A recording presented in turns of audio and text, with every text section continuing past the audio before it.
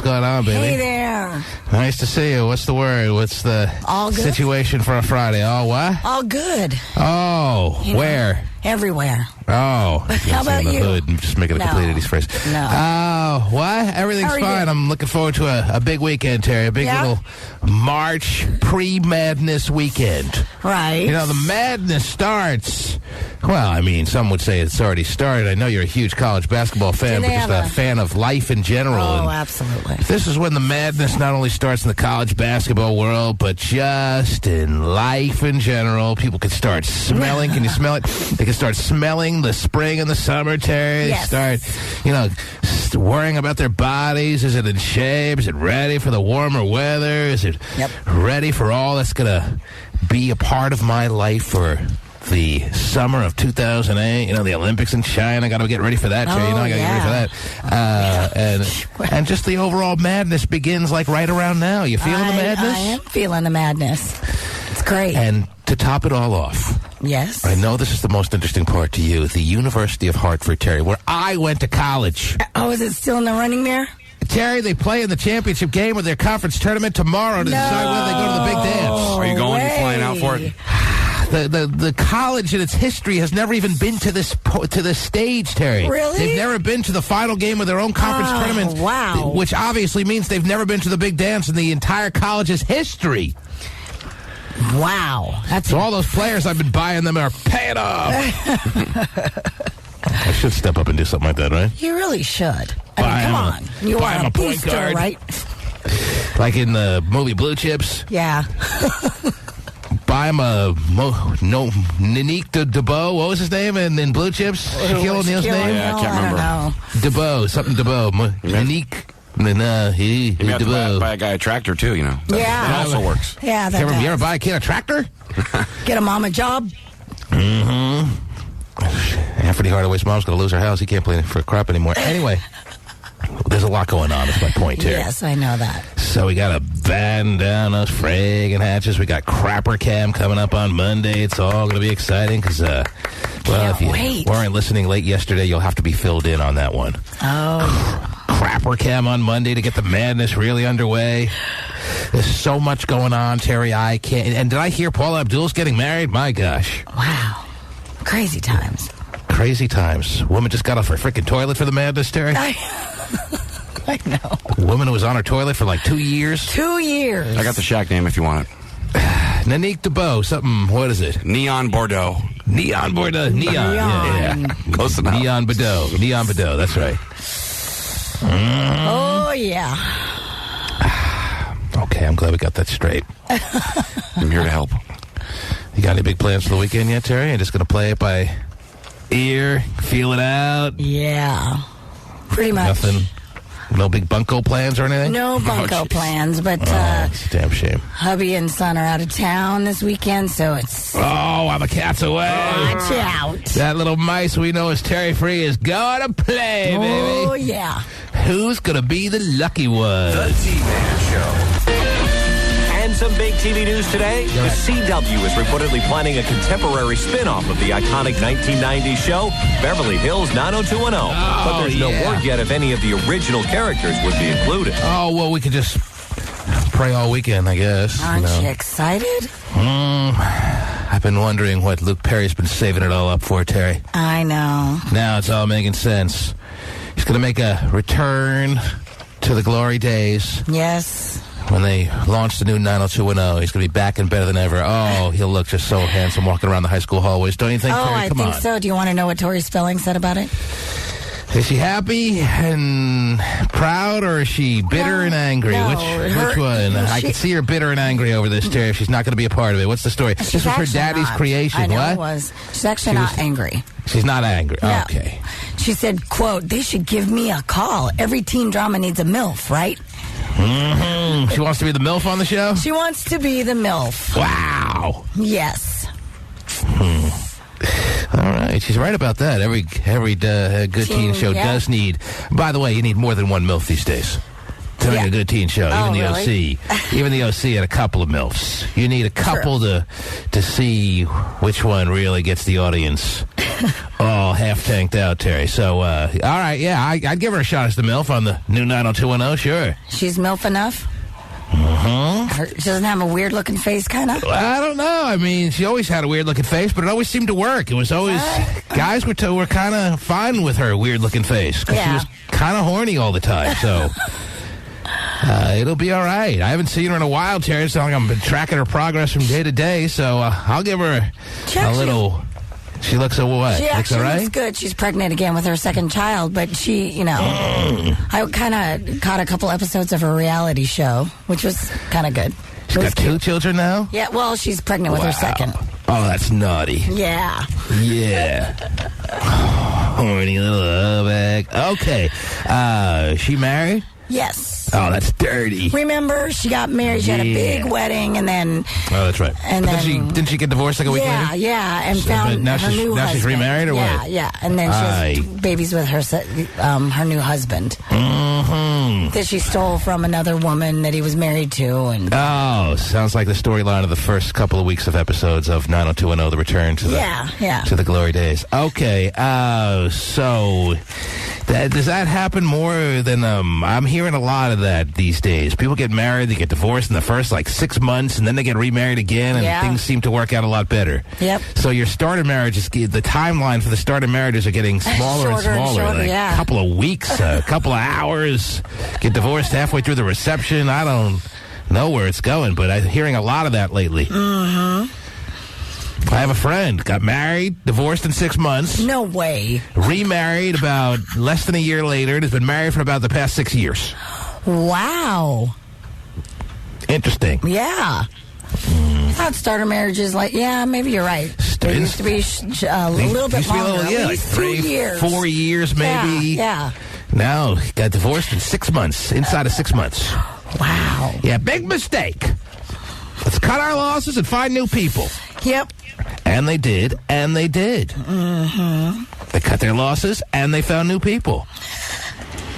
And they seem to be going strong. So doing well. Who knows what works and what doesn't? What's going on? Give me some stories. Give me some news of the day, if you will, Terry. Be free. Well, apparently Eddie Murphy still has not seen his daughter. When is your voice going to get better? I don't know. It's been 3 weeks now. I know. I think I have bronchitis. I seriously do. I have something bronchial or that's affecting my voice. I don't know. SARS. Maybe so. I'm actually hopefully going to go to the doctor and get some antibiotics and see if that'll help. But other than that, because that's the only thing that's been bothering me. What have you been doing, Terry? Nothing. All right. Really, nothing. Believe me, I want it. To no, me. It doesn't. I want it good too. I'm not saying you don't want it good, Terry. I'm just asking you what you've been doing, and I'm not getting I'm not getting a straight answer. I have been doing nothing. I'm serious. Just coming to work. You're saying you've been doing nothing and you want it good. That sounds really wrong, but.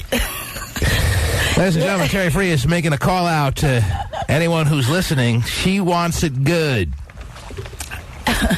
I want my voice good. I want my voice good. Isn't it interesting that Terry has used the choice of words that she wants it good on the weekend when her husband's going to be out of town?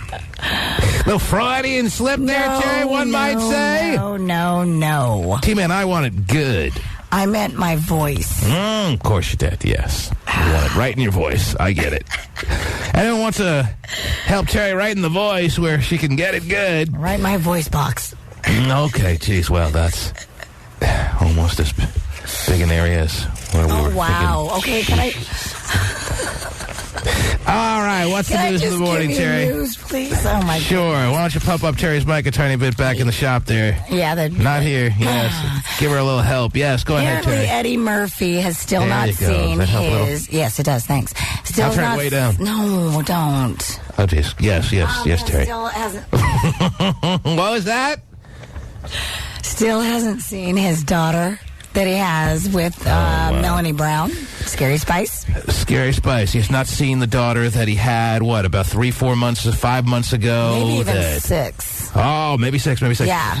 And you obviously recall the haggling that went on there. He claimed it wasn't his biological child. They only had sex like once or twice. She was trying to rope him into something permanent, he felt. Right. So there's obviously some animosity there. Yes. And when there's all that kinds of animosity, Terry, and then the child is born, even though you try desperately, I would imagine, not to take it out on the child. You did. You can't just all of a sudden run over to the baby and be like, hey, after all that went down, Terry, all the fighting, all the legal battles, all the name calling, all the pointing of the fingers, all the stinging in the boys' box, everything that went on, Terry, you can't expect Eddie Murphy to all of a sudden come over with the big gold-plated rattle, the big diamond-encrusted little pacifier and be like, I'm your daddy and I'm ready to be the best dad from day one. You got to give the man a little buffer period, right or wrong? Or you sound like you're agitated by Eddie Murphy. No, I think he's an ass. I really do. Wow. Dude, he's one of your all-time favorites, I would imagine, and now here you are calling him an ass. He is. Because regardless, I understand it's Did you forget tough. how much you enjoyed Coming to America, Terry? I just saw that, actually, last week. Everyone just saw that again. All right? You can't have it be on and not watch at least 15 minutes. God, TNT's great, aren't they? Well,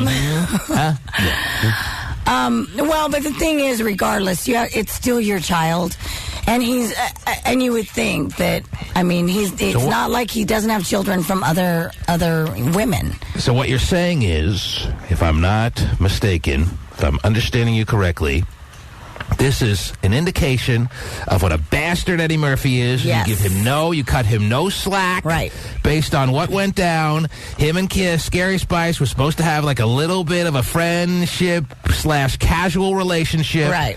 Before he knows it, she's going straight to the media, indicating, trumpeting what a lousy guy he is because he won't stand up to his obligation, and he wasn't even sure what had hit him at that point. She didn't even give him the time to let it all sink in when they both had agreed to have a little casual relationship. But that's according to him. That is according to him. We really will never know the truth. He's not lying about the fact that he thought he was just going to have a casual relationship with Scary Spice. Obviously, that makes sense. He had just gotten out of his marriage. He just wanted something to do, someone to hang out with that he could trust. And before he knows it, not only does she get herself all pregnant, which she obviously could have done a better job at trying to protect herself, Terry.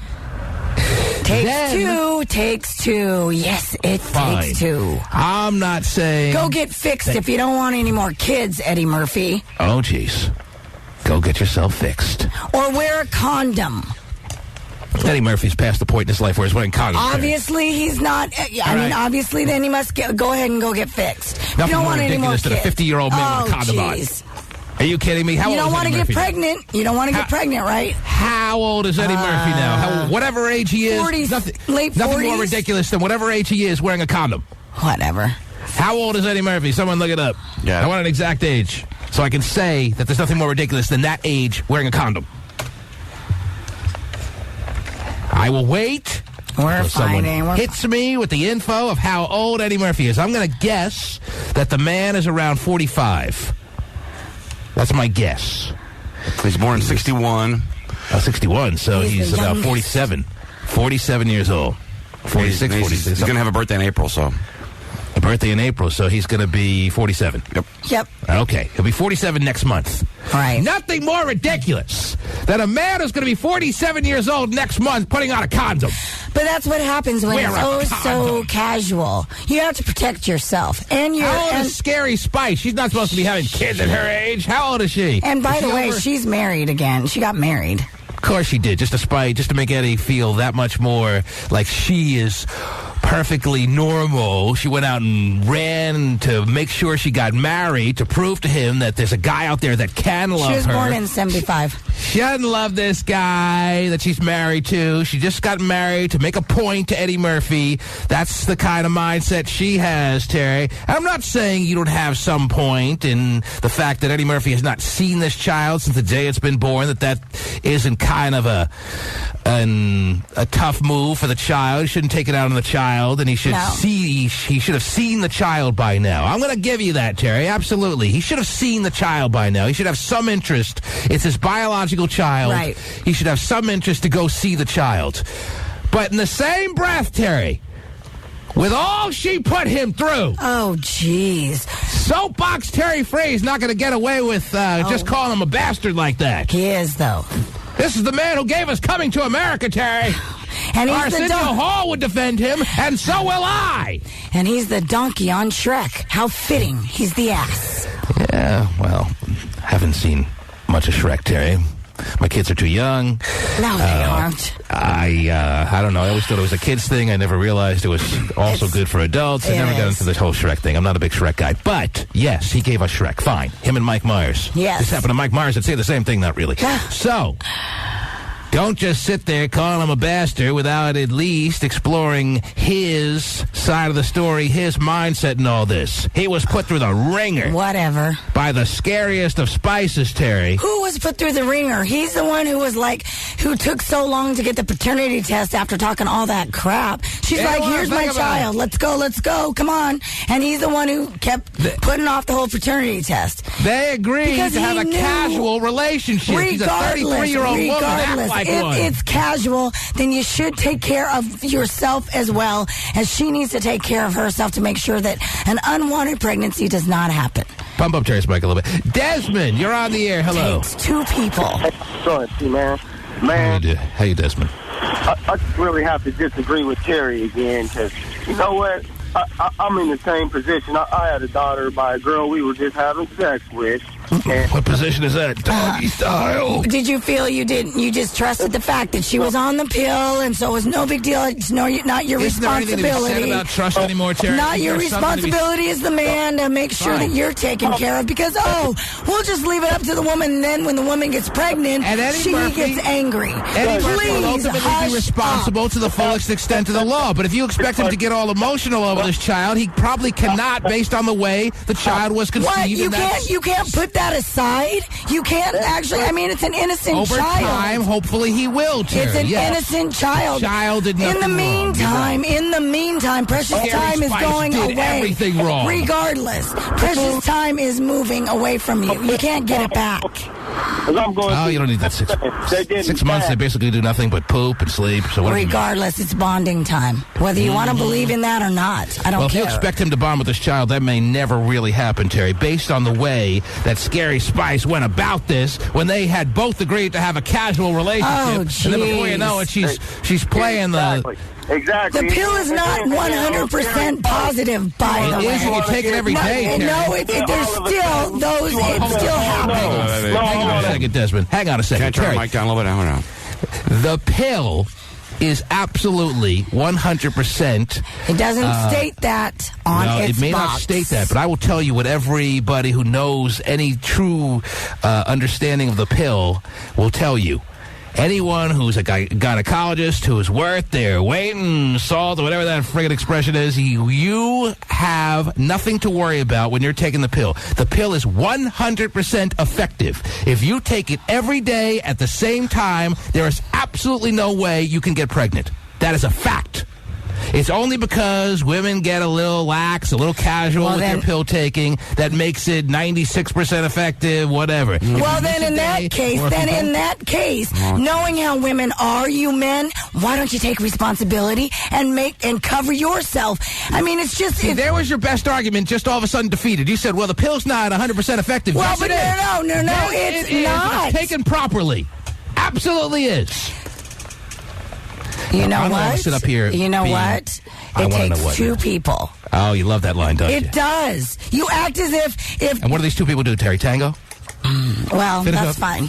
That's the old cliche, Terry. It takes two to tango, right? Well, it does. They tangoed, and now he's acting like he got All we ask, I mean, by her, right? You expect us to be responsible for not, getting pregnant. Fine. As women, we do our part. But as men, you need to do your part as well. That's all I'm saying. I understand it from Eddie Murphy's point of view to some extent. And I'm not fully defending him, Terry. I'm just saying they agreed to have a casual relationship, and then on top of that, after she got all good and prego, instead of giving him a couple of moments to let it sink in and figure out what he wanted to do, and he would have come up, I believe, with the proper way of going about it, she goes running to the media. Oh, what a bastard this guy is. I want you all to know what Eddie Murphy's really like, blah, blah, blah. So before he even knows what hits him, this is what he's dealing with. And you expect when the baby's born him to be like, oh, hand it right over, coochie, coochie, coo. Come on, Terry. Maybe he'll come around. Hopefully he will. He should come around. This is his biological child, and I cannot disagree with your point that the child is innocent in all this and needs to be, in some fashion, that has to be understood by Eddie Murphy, and it is his biological child, and hopefully that'll all come around. But you got to recognize that Scary Spice went about this all wrong. 33-year-old women acting like this. It's awful. Jeez, whatever. Disgrace. I'm not even going to argue with you about it. You already have for the past 15 minutes, Terry, on your soapbox. Mm-hmm. I think all we women ask is that you men take responsibility take responsibility to the fullest extent of the law, Terry. But I'm even talking about in the beginning, and then you're going to be. See, that's the thing that pisses me off. Is that you guys sit there and put it all on us, like it's all our fault. No one's putting it on you, but you're putting it on him. You're the one who called him a bastard. What do you mean? We're putting it on him? You called him a bastard because of the things that he said to her and the things that he's also put her through.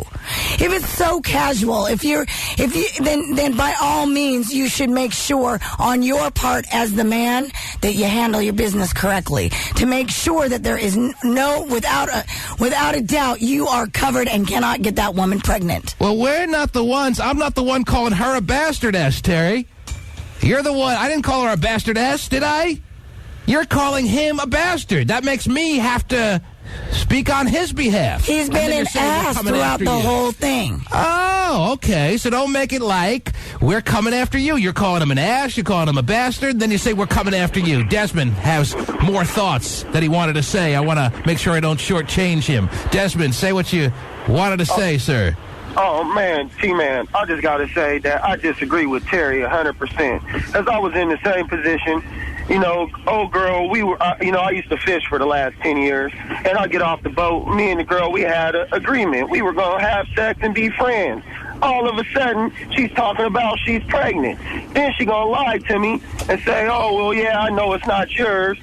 6 months after the baby's born, I'm getting stuff in the mail talking about go take a paternity test and all of this baloney. And, man, it's like, hey, wait a minute. We had an agreement, and now you're going to go back on the agreement, and now it's my fault? Man, that ain't right. And if I was Eddie Murphy, I don't blame him. The man was just trying to catch a little sea bass, Terry, and have a little casual situation going on in his life. Kick his ass, sea bass. She was probably taking the pill and seeing, oh, yeah, Eddie Murphy, I'm going to stop taking the pill and get a baby and trap her. And that's how they want to do is trap her, brother, man. I'm telling you, T-Man. They just want to trap you. Well, Jeff in Fairfield thinks you're a disgrace. Is that what you're saying, Jeff? Man, I'm saying this. Wait, hang on a second. Wait, is this? I want to hear from Jeff. Is Jeff on the line? Yeah, this is me, T-Man. What do you want to say, Jeff? I want to say that I totally agree with Terry and Desmond. Man, you shouldn't even have to. I'm sorry about that. Yeah, you can't say that. You can't say that word, Jeff. So clean it up. I didn't. So you have no. So Jeff, what you're saying is you have no sympathy for Desmond. Why? No, because, man, you ain't got to take responsibility for what they do. Wrap it up, man. How you even know you going to get an STD or HIV? You not there? Come on, man, that's out there, man. What it was wrapped up, man. Already got it. They're going to up in 4 years. Wait a minute. Wait, Desmond, you're saying it was wrapped up? You wrapped it like a... Hey, man, it was like a wet salmon or what? Hey, man, it was wrapped up with some saran wrap tight. But when you're blasting a whole bunch of times, because you know me, I try to only keep one girl. You know what I'm saying? I don't like to wander around with a bunch of different females. So, you know, you blasting one girl, hey, man, you know, you go through a box of condom shoots. You buy the whole big-ass economy box. You don't know when you're getting down to the last one, so every once in a while you might not have one. You know, you don't know that. And it only takes one, obviously, Desmond. You don't know that the going to try to trap you and get you a child support for 18 years. Whatever. You know? Did you get your paternity test? Obviously he did, and I don't think it turned out very well, Terry. You getting that? I don't think it turned out the way he was kind of assuming and hoping it would turn out. All right, Desmond. I still take care of my daughter, though. Believe that. I'm there. I pay my child support. Everything's 100% with that. But still, you could understand from Eddie Murphy's perspective, Desmond. You can understand from Eddie Murphy's perspective how, as of yet, he hasn't come around emotionally to the child. Is what you're saying? I understand 100%. And you know, like, hey, T-Man, I hope that one day he says, "Well, hey, wait a minute. Like you said, it's not the child's fault. Hey, the child didn't have to be here." But if you expect that to happen overnight, that is unrealistic. But I understand. That is not to be expected to happen overnight. That's not realistic. And hopefully over the course of days and months that pass by, he will not only start to get emotional over his own biological child, but will become a part of the child's life on more than just a monetary basis, Terry. But to expect that to happen overnight and to call the man a bastard, Terry, because it hasn't happened at the snap of a finger, is a little bit harsh considering the circumstances, Terry. She be always in way left field and stuff, always hating and stuff. Man, Terry, I mean, dang, man, come around and open up your mind a little bit. When are you going to come in the dugout, Terry, and stop hanging out in left field? The man wants to know. I'm not ever. I think you have a little bit of regret for calling Eddie Murphy a bastard. You'd like to apologize to him right now to some extent, Terry, so why don't you take this opportunity to do so? Go ahead, the floor is yours. She's trying to whistle to make it seem like that's the last thing on her mind. But the woman doesn't even realize she can't even whistle. I know. That's pretty good. Oh, much better, Terry. Yeah, it's working. Not gonna. I still feel that way. Are you going to reconfirm your labeling of bastard towards Eddie Murphy right now? Do you have the guts to do that? I don't think so. He is a bastard. He's an ass. Oh, my God, she said it. Oh, no, she didn't. That is just a little bit over the top and harsh, Terry, but that's you. And Eddie Murphy, you haven't been in his $900 shoes, Terry, huh? Right. Sure, right, whatever. God. What's your problem, E? E's got a problem with me. Yes, E, go ahead. Yeah, man, what's going on? How are you, sir? I'm doing fine. Say what you need to say real quick. I'm falling behind. Okay, what I got to say is, you saying the appeal is 100%. I got a 13-year-old that says it ain't. A 13-year-old? Your 13-year-old may say it isn't, because if you slip up a little bit in your routine of taking it, it is not 100% effective. But trust me, has the T-Man ever steered you wrong? The pill is absolutely 100% effective if it is taken absolutely properly. If it is taken the same exact time every day without fail, no misses whatsoever, you are not getting pregnant. End of story. Ask any gynecologist, expert, whatever. Stephanie, real quick, what do you have? Again, I don't want to fall too far behind. What do you got, baby? Stephanie, are you there? I think Terry's right on. Mm-hmm. So this is like a you go, you're, that's all you need to say? I think she's right on, and I believe that it's not just a woman's responsibility, it's the man's also. Well, no one's going to say it's all on the woman. It's a woman's responsibility. Yes, Terry we understand what she's saying and where she's coming from. It's just the way she says it. It's the dogmatic way she says it in. It's the just tone of her voice. It's the not being able to slip into the mind of Eddie Murphy to any degree, to any regard. It's just the overall way of her going about it that is unfair. Now I'm being unfair. Absolutely unfair. To call Eddie Murphy a bastard, Terry, is unfair. No. If the child is all of a sudden 12 years old and Eddie Murphy has still not seen it or had any contact with, what is it, a boy or a girl, Terry? It's a girl. It's a girl. If he has no communication with the girl at age 12, then I would certainly be on board with you. Can you let the man have it all settle in after all the negative press that was thrown his way because of the way Scary Spice handled this, Terry? Do you know how hardcore she went to the media trying to smear his name? Well, I don't necessarily think that he got hurt by it, so to speak. All she did was speak the truth.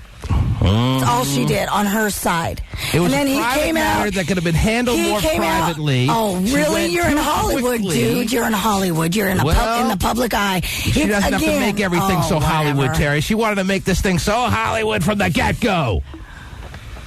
And there's nothing more ridiculous than a 47-year-old man putting on a condom. Come on, be realistic. Well, then how weird is that? Then go get snipped. Well, perhaps he has at this point now, Terry. So easy, just go get snipped.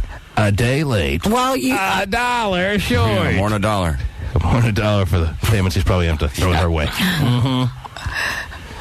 All right. Terry, you've done it again. What?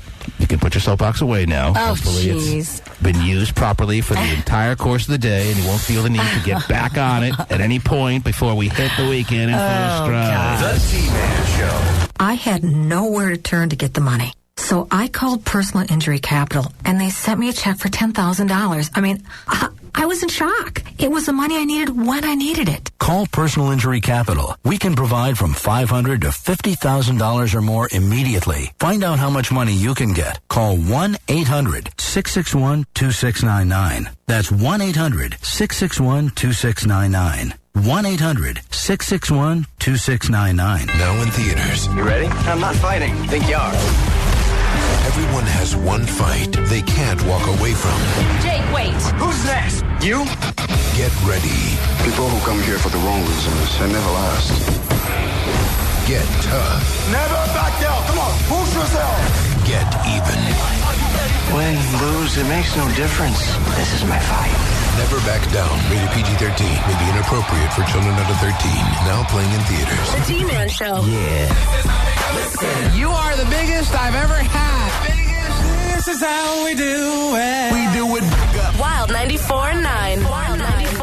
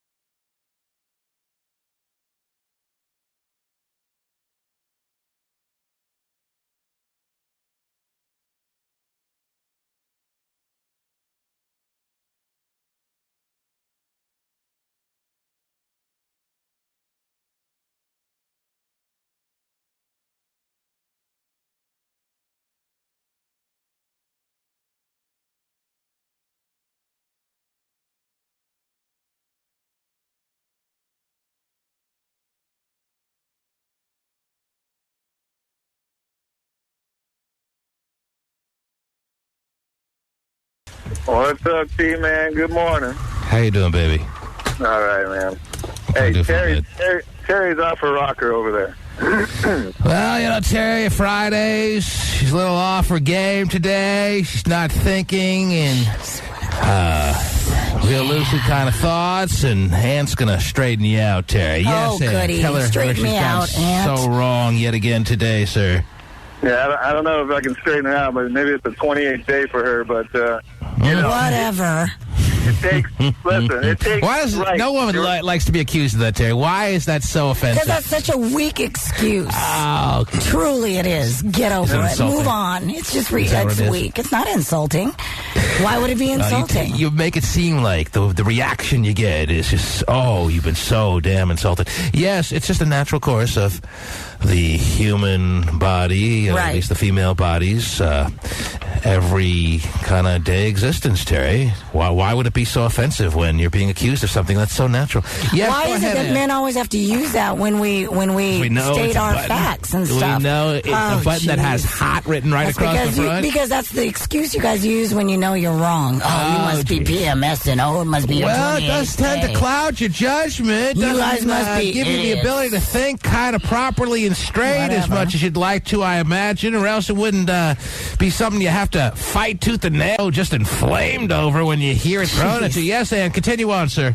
Anyway, they're quick to lean on it when things go wrong, but now they want to deny it, when you bring it up. But anyway, listen, I do agree that it does take two to tango, but ultimately, the woman has the power. Now, those two might have had an agreement when they were in bed together, talking about, if you have, I don't want any more kids. And then here she comes in the media, saying all this stuff about Eddie, well, okay, she makes the ultimate decision. The man has no choice whether she keeps that baby or not. Yeah, if he wanted to keep it and she wanted to get it aborted, Terry, he wouldn't have any say in the matter. And no say at all. No say at all. That's not 50-50, and yet you want to make it a 50-50 distribution as far as this supposed tango is concerned, when, honestly, the woman has to realize she is the last line of defense of her own body, Terry. This is such an old argument. Yes, you're right, and we've gone through it a million times as well. But you can't seem to get it to sink into your head, maybe because you're on the 28th day. Yeah, I am on the 28th day. How did you know? I'm always on the 28th day, every day. That movie 28 Days Later. Every day, 28 days. Full of zombies that are mean and eat people. Now I get it. Yes, Ed. Were you done? Continue. Yeah, no. The woman has the ultimate choice. Man has no power in that at all. And the woman may say, yeah, I'm going to abort. I don't want any more kids. But, here she is. Typical woman, gold digging. That's all she's doing. She's just, she's the light has gone off of her. Spice Girls are out.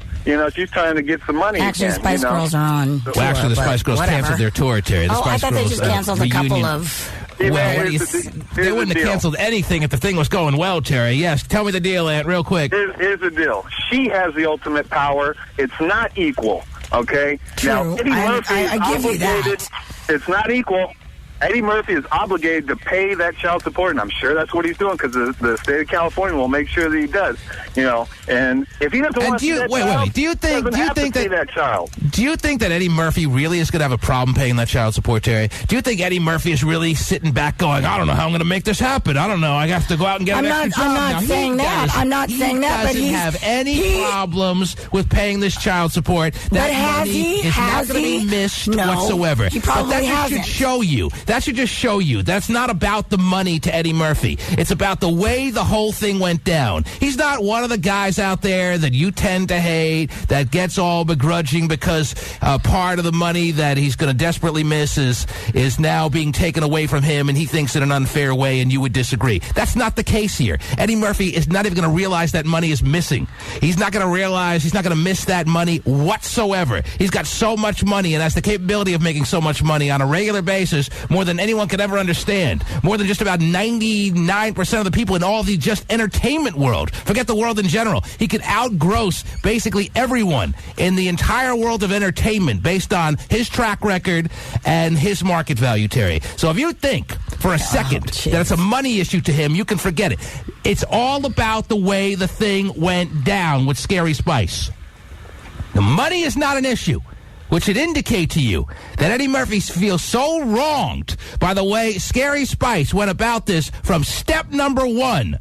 till the moment she got pregnant, and then the way she handled the pregnancy and went to the media and smeared his name before he really even knew what was going on with all the confusion he had over this when they were supposed to have this casual relationship, before it even sinks in that she's pregnant, she's trumpeting to the media what a bastard he is, that he's not taking responsibility. He doesn't care about the money. Don't you understand that? No, you can't, because I'm on 28th day. Tomorrow I'll be on my 28th day. Every day is my 28th wait, day. if I do the math, I think tomorrow will be the 20. Oh, you're always on your 28th day. I'm always on my 28th day. Yeah. Elaine, you're on the air in Tacoma. Hello. Yes, Elaine. First of all, how do you know Scary Spice didn't go to Eddie Murphy first before she went to the media? Well, I'm just saying, based on the fact that you can't say Eddie Murphy is all begrudging the fact that he has to give her money, obviously something else is bugging him about the way this went down. Take the money out of the equation. He doesn't care about the money. Well, that's true. But anyway, I originally called because you're saying the birth control pills are 100%. No, they're not. They're 99.5% effective. Listen, honey, just because you got pregnant on the pill doesn't mean all of a sudden that the birth control pill is not 100% effective. I bet you are one that got pregnant while on the pill. Is that why you're calling? Yes. Aha, yes. Well, let me tell you the reality of Wait a the minute, pill ask one her if she last took time. it every single day at the same time, if she was right on top of it. I know she didn't. I know already. How do she you didn't. know? She wouldn't have gotten pregnant, Terry. Because That's if you not take it, true. It absolutely is true. Okay, look into it. Nothing is 100%, T-Man. It is 100% effective. It is. How much you want to bet, Terry? It is 100% effective. Ask any doctor who knows what they're talking about. Go ahead. I ask you to do that. After the show is over, maybe while the show is going on, whatever you need to do, ask any doctor who knows what they're talking about. If you take the pill every day at the same time and don't fail in wavering, if you don't miss any dosage or you don't miss taking it, if it's the right pill, it's not some little knockoff pill, assuming it's a proper birth control pill, and you take it every day at the same time, not one day, maybe lose a little of its effectiveness if you take it one day in the morning and then you don't take it the next day till 8 o'clock at night. If you take it every day at the same time and don't miss any time that you're supposed to take it, the pill is 100% effective. You will not get pregnant. Glad you're a woman. You don't have to be a woman. Glad that you're a doctor. What comment is that? I'm glad you're a woman. Glad you're a doctor. I mean, I don't have to be a doctor. Oh my gosh. I've been told by doctors. You've been told. I've researched this to an extent where I feel absolutely confident in saying that I am not a doctor, Terry, even though I play one on the radio. All right? Doesn't take going to years worth of medical school to be able to read. If you've talked to a doctor. Why would you want to be a doctor with a pay cut? If you've talked to a doctor. And a guy, I mean, even the gynecologist, any woman can confirm this. She'll give you the prescription for the pills and be adamant about, yes, follow it, take it the same day, blah, blah, blah, blah. But she will also tell you. No, she won't. Yes, she will. She will also tell you to make sure that you take that nothing, that there's always mess ups or whatever, because for whatever reason. It's not and to easy make to take sure it every that you day just at the take same time. extra But if precautions. you do, it's 100% effective. Terry, you're wrong on this. All right. I'm always wrong. That's my everyday. I'm just basis. wrong. Well, I just ask you to look into it. Do a little research. No, I don't have to. I've gone to you. You're you the seem to expert. disagree. You seem to not be believing what I'm telling you. So I ask you to do more research on it. Just like when a man gets snipped. And then, and they have to go back yearly to make sure everything's still okay, and their little that their little spermies are still dead or whatever. But guess what? They don't cut your wiener off. But guess what? It's been plenty of times where men in their 40s, 50s, however long, oops. Sounds like it should be a fair analogy, but it's not, Terry. It is. You disagree with me so it is, because greatly. that's supposed to be 100%, isn't it? Isn't every, permanent thing? Soapbox back over a little bit. Since you seem to not believe what I'm saying. No, I'm going to believe you because you are the expert. You're the expert. Asked you to go find your own expert. No, I'm just gonna go with you. Mr. 100%. What'd you say? I made the pill? You made the pill because you made sure. You must be loaded. Mm-hmm. Holy crap. What an invention. Nicole in Vallejo is all on Terry's side. Yes, Nicole. Yeah, T-Man. Usually I'm in agreement with... I agree with you on a lot of things and not Terry, but... Well, you blew it this morning if you're on Terry's side, that's for sure. I'm on Terry's side. How can you not get an emotional attachment to your child? I cannot look at my son and not feel an emotional attachment to him. Well, Eddie Murphy hasn't looked at his daughter yet. Maybe if he knows the day he looks at his daughter, he will get an emotional attachment. Plenty of parents don't attach their kids. It's his He's fault a jerk for that? No, it's his fault that he believed her when she said, "Oh, I'm on the pill." That's what he gets. I'm glad she got pregnant, and I'm glad that she's going to get him for millions because he's an idiot. If you think 47 years old is too old to be putting on a condom, 47 years old is too old to be. I just said it looks ridiculous. I didn't say it's good. I said any 47-year-old man putting on a condom looks ridiculous. Right. That is just silly looking. A 47-year-old man with his gray pubes putting on a condom, please. Anyway. Even if he has to pay these millions, even if he has to pay these millions in child support that you say he'll have to pay, which seems like a little bit over the figure that's realistic, but even assuming you're right and he has to pay millions, you think he cares about the money? You think he cares about the money when the man has grossed over $200 million and then some in his movie career and still has the ability to make $20 million a movie? He's Pluto Nash, for gosh sakes. He is Pluto Nash. What's the movie he made last year? Norbit. He's Norbit, for heaven's sake. Need I say more? He's going to miss the $1 million in child support. That's not the issue. He could care less about the money. Terry, what else is going on in the world, please? What else is happening? More baby news. Halle Berry apparently is... Halle Berry has decided that she will not marry her baby's dad, Gabriel Aubrey. Mm-hmm. She says, she's proposing quote, every day, I'm sure, and she has to constantly turn him down. She says, quote, "I'll never marry again. I have a good, healthy love for myself and love in my life. I no longer feel the need to be someone's wife, and I don't need the validation of marriage certificate." Well, maybe the child would disagree. Anyhow, wonderful. Whatever. What else? What else is happening? What else? Oh, Michael Jackson won't be losing Neverland Ranch like we all thought, remember? Mm-hmm. We had heard earlier in the week that he was going to lose it. They were foreclosing on Neverland Ranch. And it was scheduled to go on the auction block next Wednesday. Yes, I was ready to put my bid down on the big Ferris wheel, and now you're saying it's not going to happen. Is that right? No, they worked out a deal to refinance it. What about the cotton candy machine? Is that still up for grabs or no? I don't think so. Everything stays it's a damn shame. Yeah. Mm-hmm. Everything stays put? Yep. And how did they determine that he is now capable of keeping it? I thought he was in some serious monetary difficulty. They worked out a deal to refinance. He's refinancing. 5-year lower interest rate. Yeah. He got it down to 5.25% as opposed to 5 3/4. Now he can make the payment. Yeah. Now he can make those payments on Neverland Ranch. Makes perfect sense. Okay. Anything else? By the way, some lady named Billie Jean broke into Neverland yesterday and was arrested. Yeah, I saw that. True story. Mm-hmm. She's been arrested before. She literally claims that she's Michael's wife. Oh, that's so funny. Lene, is that your name, Lene? Yes, it is. How are you, Lene? I'm great, thank you. Well, I have to agree with you and the caller who called Aunt because, honestly, it is the woman's ultimate responsibility. And I understand Terry says it takes two to tango.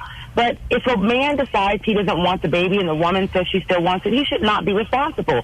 Period. Bottom line. Because in the beginning, if they both decide they don't want children and they make that agreement and the woman goes back on that agreement, he should not be obligated to pay for that child. Period. He shouldn't pay. I have a question. I have a question. A lot of men out there that want to get this woman a black robe and a gavel. Well, then I have a question for you. Then do you not believe that in order to help the non-pregnancy situation, that the man needs to be responsible on his part? He should not be responsible. No. I'm asking you that. Let her finish what she's going to say. Maybe she's going to answer your question before you interrupt her. Go ahead. I hate people that interrupt people. It's awful. No, what I'm asking is, so you feel that a man should not have to wear a condom or protect himself? Not if he has gray pubes. No, I'm not saying that he doesn't necessarily have to wear a condom, but what I'm saying is they are both responsible. And so for whatever reason, if she ends up pregnant, and she decides she's keeping that baby, and he says he doesn't, it's both their child. It's not just the woman's child. Right. She should not have the ultimate control on whether or not she has that child. It should be both of their decisions. And if she decides, well, I want this baby, and he says, I don't, he absolutely should not be legally responsible for that child, period. It's her decision, so it's her baby. You take care of your baby then. That I also understand, but the way the law of the land, it's not that way, which we've talked about before. She's saying it should be. Right, well then...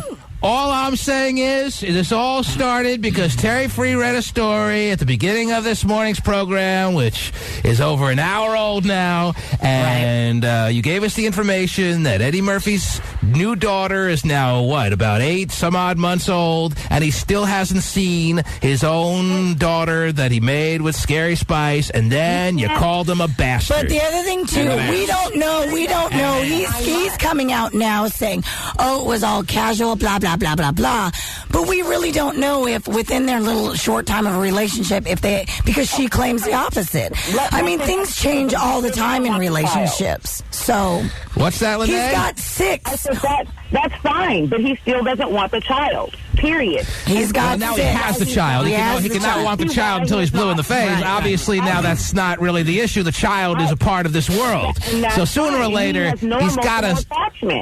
Well, I hope that does come to an end. I hope that he doesn't begrudge the child for the entire child's life. At some point, the child is going to become a person that understands what the whole situation is and will be perhaps psychologically damaged if she starts to understand that her dad is so with a grudge against her for nothing that she did wrong. So I hope that over time that Eddie Murphy starts to ease up. And I know, given the fact that we're talking about a real intelligent man, that he will over time start to realize that the child shouldn't suffer for this in any mental capacity.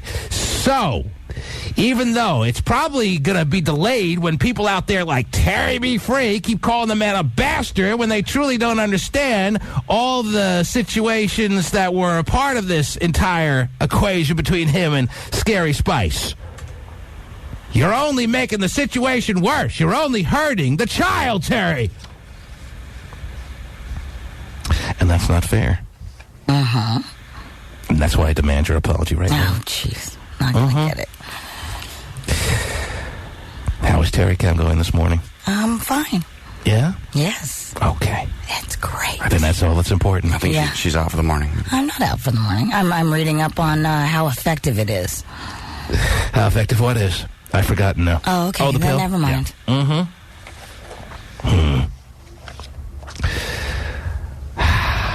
There's a lot of tension this morning. I'm fine. I say it's all Halle Berry's fault. Oh, yes. Let's blame her. 1-866-663 T-Man. Back after these words. Are Reese and Jake taking their romance public? That looks real. Here's Jake with his arm around Reese as they stroll through a farmer's market in Los Angeles, picking up fruits, veggies, and flowers. Oh, that's the trifecta right there, let me tell you. Fruits, veggies, and flowers. Nice. Oh, the farmer's market is just the perfect afternoon for every couple, don't you think, Terry? Oh, absolutely. And Reese and Jake are not denying or hiding. They're actually flaunting where they're at in this world right now, and that's wonderful. Yeah, the food's fresh from the farms of Hollywood. She was able to bounce back pretty quick from being kind of jilted around by a dude from... What's his name again? Ryan Phillippe. Yes.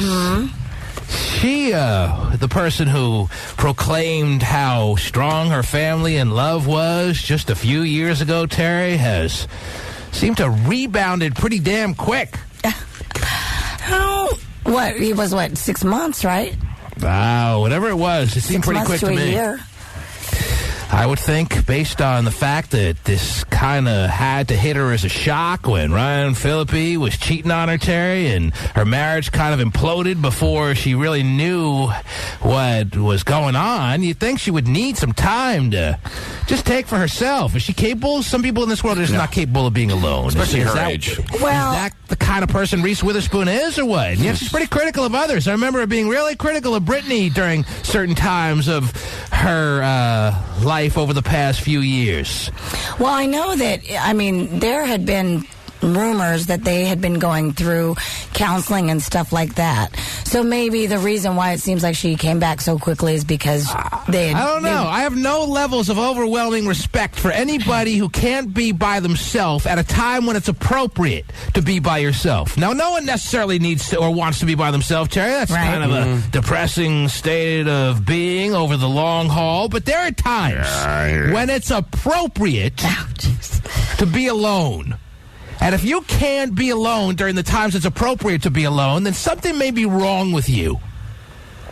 Like there may be something wrong with this Reese Witherspoon, Terry, who was very quick to point out all the flaws of Britney Spears and a lot of others. Didn't she call out all of Hollywood by saying, how dare you degrade yourselves by taking off your tops in movies and having frontal nudity shots in movies? Well, they're not making $20 million a year like Reese Witherspoon, so maybe she has lost a little touch on what the reality is in the typical actress's world.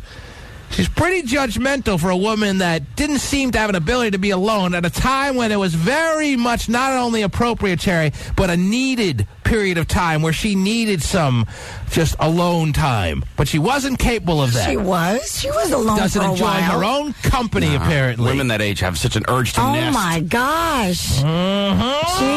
She was alone for a while. She was alone for 5 minutes. Oh, no, she wasn't. For all that went down, she was not alone nearly long enough. I don't think it was 6 months, Terry. I don't even. If it was 6 months, that's still not long enough. So based on all that happened, she needed to take a year and a half. A year and a half. A year and a half. And what is it for a guy? Two days? Let me be more clear on that. She needed to take a year and a half to even think about getting serious with someone, and she shouldn't have started even dating for like 8 months to a year. Based on all that befell her, Terry, she had this supposed happy marriage with kids, and she was the person to look up to. At least that's what she wanted everyone to believe in Hollywood. You should be more like me in my marriage and the way we go about things. Me and Ryan couldn't love each other anymore. And then he's in a trailer doing some little extra on the set there, Terry. Whatever. And when she hears about that, she did the right thing. She should have, if she's the woman that she proclaims that she is. Even though it's going to be heartbreaking, you got to, if you're the Reese Witherspoon type, decide that it's the appropriate thing to leave him. If you're the conservative, whatever girl, that's the right move. But then starting to date Jake Jiggleballs over the next, 2 months? And get all serious about 8 months later? They were serious the moment she pretty much broke it down with Ryan Phillippe, Terry. Whatever. She jumped into Jake Jiggleballs' lap before anyone even knew what happened there. At least she waited until she was out of the relationship, unlike her husband. Well, she didn't wait much longer. Oh, jeez. She might have waited till the relationship was over, but it was 5 seconds over before she starts looking around. I can't be alone. At least she waited till it was over. I hate my own company. Oh, my gosh. At least she waited till it was over.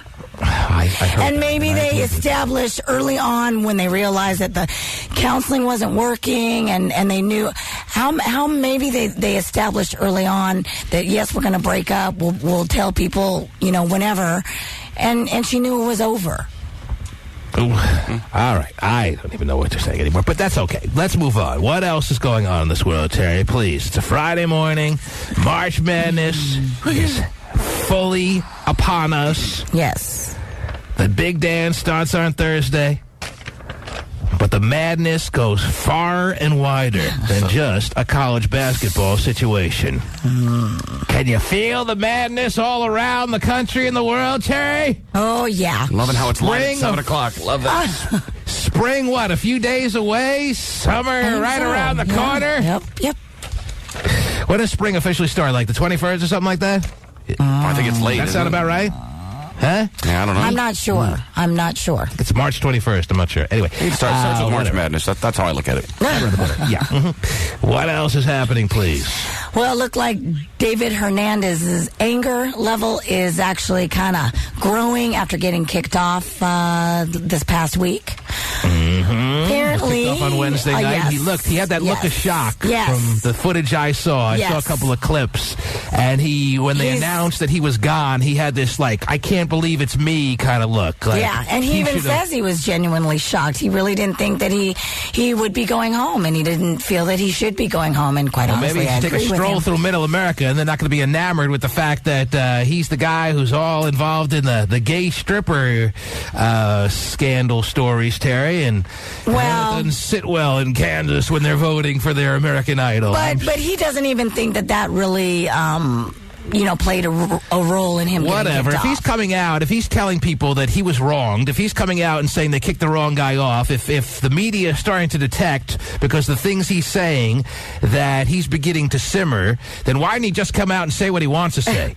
Obviously, what he's trying to get at is that he feels he was discriminated against because of all the publicity his gay stripper past had gotten.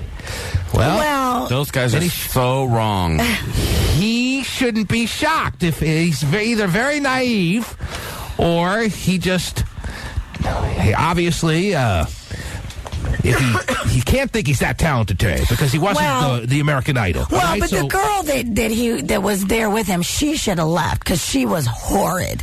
Horrid. The worst person doesn't get kicked off every week. That's the way the voting goes. The voting isn't a perfect science. No, I understand that. And he got a couple of extra people that aren't willing to vote for him in places like, I don't know, what are the states in the middle of the country? Montana. Plenty. North Dakota, South all Dakota. Of them. Name them all, yes, that are just not ready to make the phone call. Right. They're not ready to dial Idol whatever 5 because 69 because David is the guy who's all involved in the gay stripper gate. Do you want to know? Do you want to hear his quote? I would love to hear David Hernandez's quote, Terry. Let's hear how angry the man is. Yes. Well, he says, quote, "I think America is smart enough by now to know that people's personal lives should not influence their musical career." Yes, what? Go ahead. But he also said that, like I said, quote, "I thought I'd definitely be in the bottom 3, but I don't feel like I deserve to go home." Well, if you're in the bottom 3, it's only a matter of time, so what's the point? What's the difference? Shut your mouth and just move on with your life. He says he's been staying away from the internet and all that stuff because he doesn't want to read all. He's trying to block it out. Shut your mouth, put your clear heels on, and go back to the pole. Wow. And I'm not talking about the stripper pole. Oh, lucky for us. Shut your frickin' yap. If you thought you deserved to be in the bottom 3, then what's really the difference? Anyone who's in the bottom 3 is at risk, Terry. We all know that. Yes. And we've all learned through many a season of American Idol that the worst person on a week-in and week-out basis doesn't go home. It's not a perfect science. Right. Actually, sometimes it's a lot worse than a David Hernandez, who may not have deserved to be the one who went home this week, maybe next week, maybe the week after, but certainly not much further than that. But it's always worse when a real talented person who actually could have won the whole thing gets kicked off. That's happened. This was not one of those cases. This was not a case where a guy who everyone thought had a chance to win got kicked off. Everyone knew it was just a matter of time for David Hernandez, Terry. So what's the difference if it's next week or this week? He's going to be the guy who haggles over whether he got kicked off in the right week? Forget about it. Throw on your clear heels and go back to the pole. What else is going on, Terrence?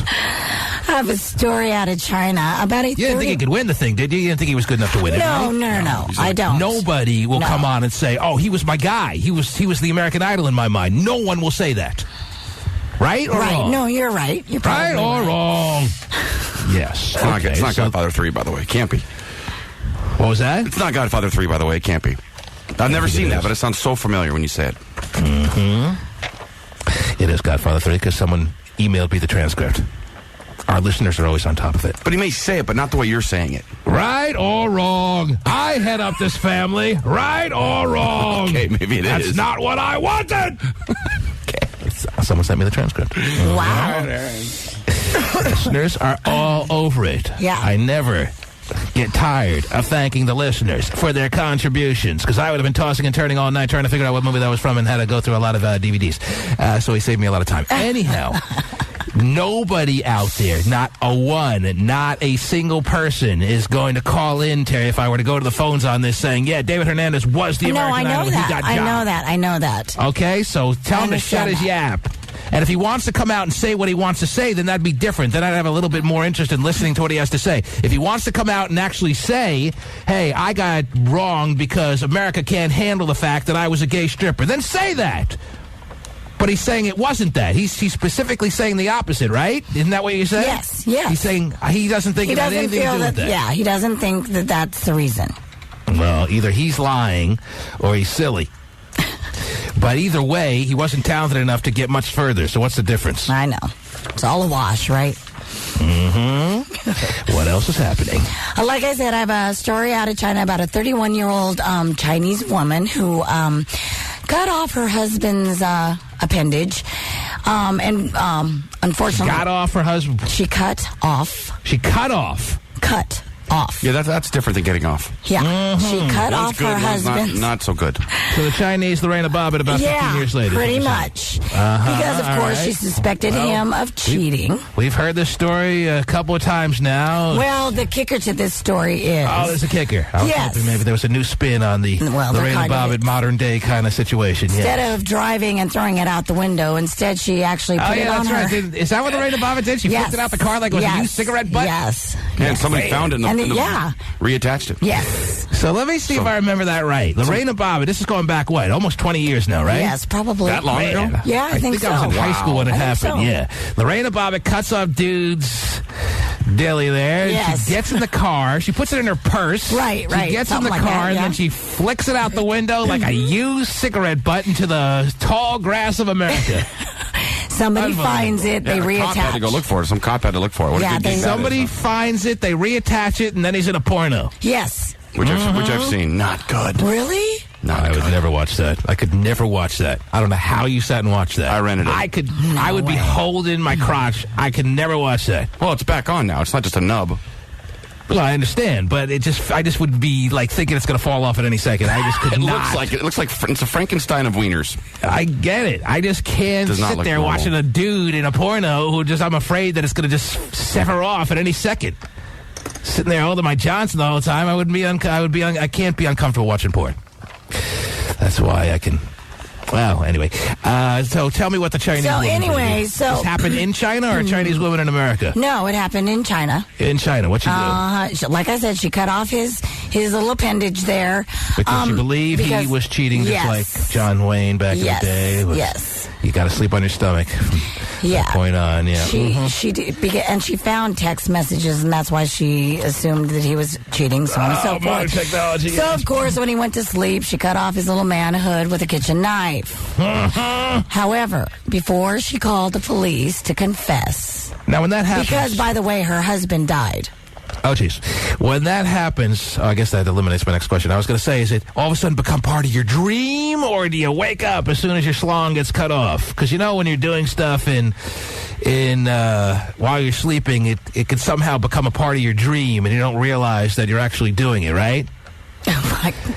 Like if you're peeing in the bed or something, you'll just have it part of your dream that you're... Because it feels so real, like you're actually doing, right? Yeah, well, I don't know. They say that anything you're doing is part of your dream. Never mind. It was just an attempt to be funny because it wasn't working. Anyway, so before she cuts off his situation and he dies on the spot? Or well, what? No. I mean, he goes to bed. Actually, what had happened is when he went to bed...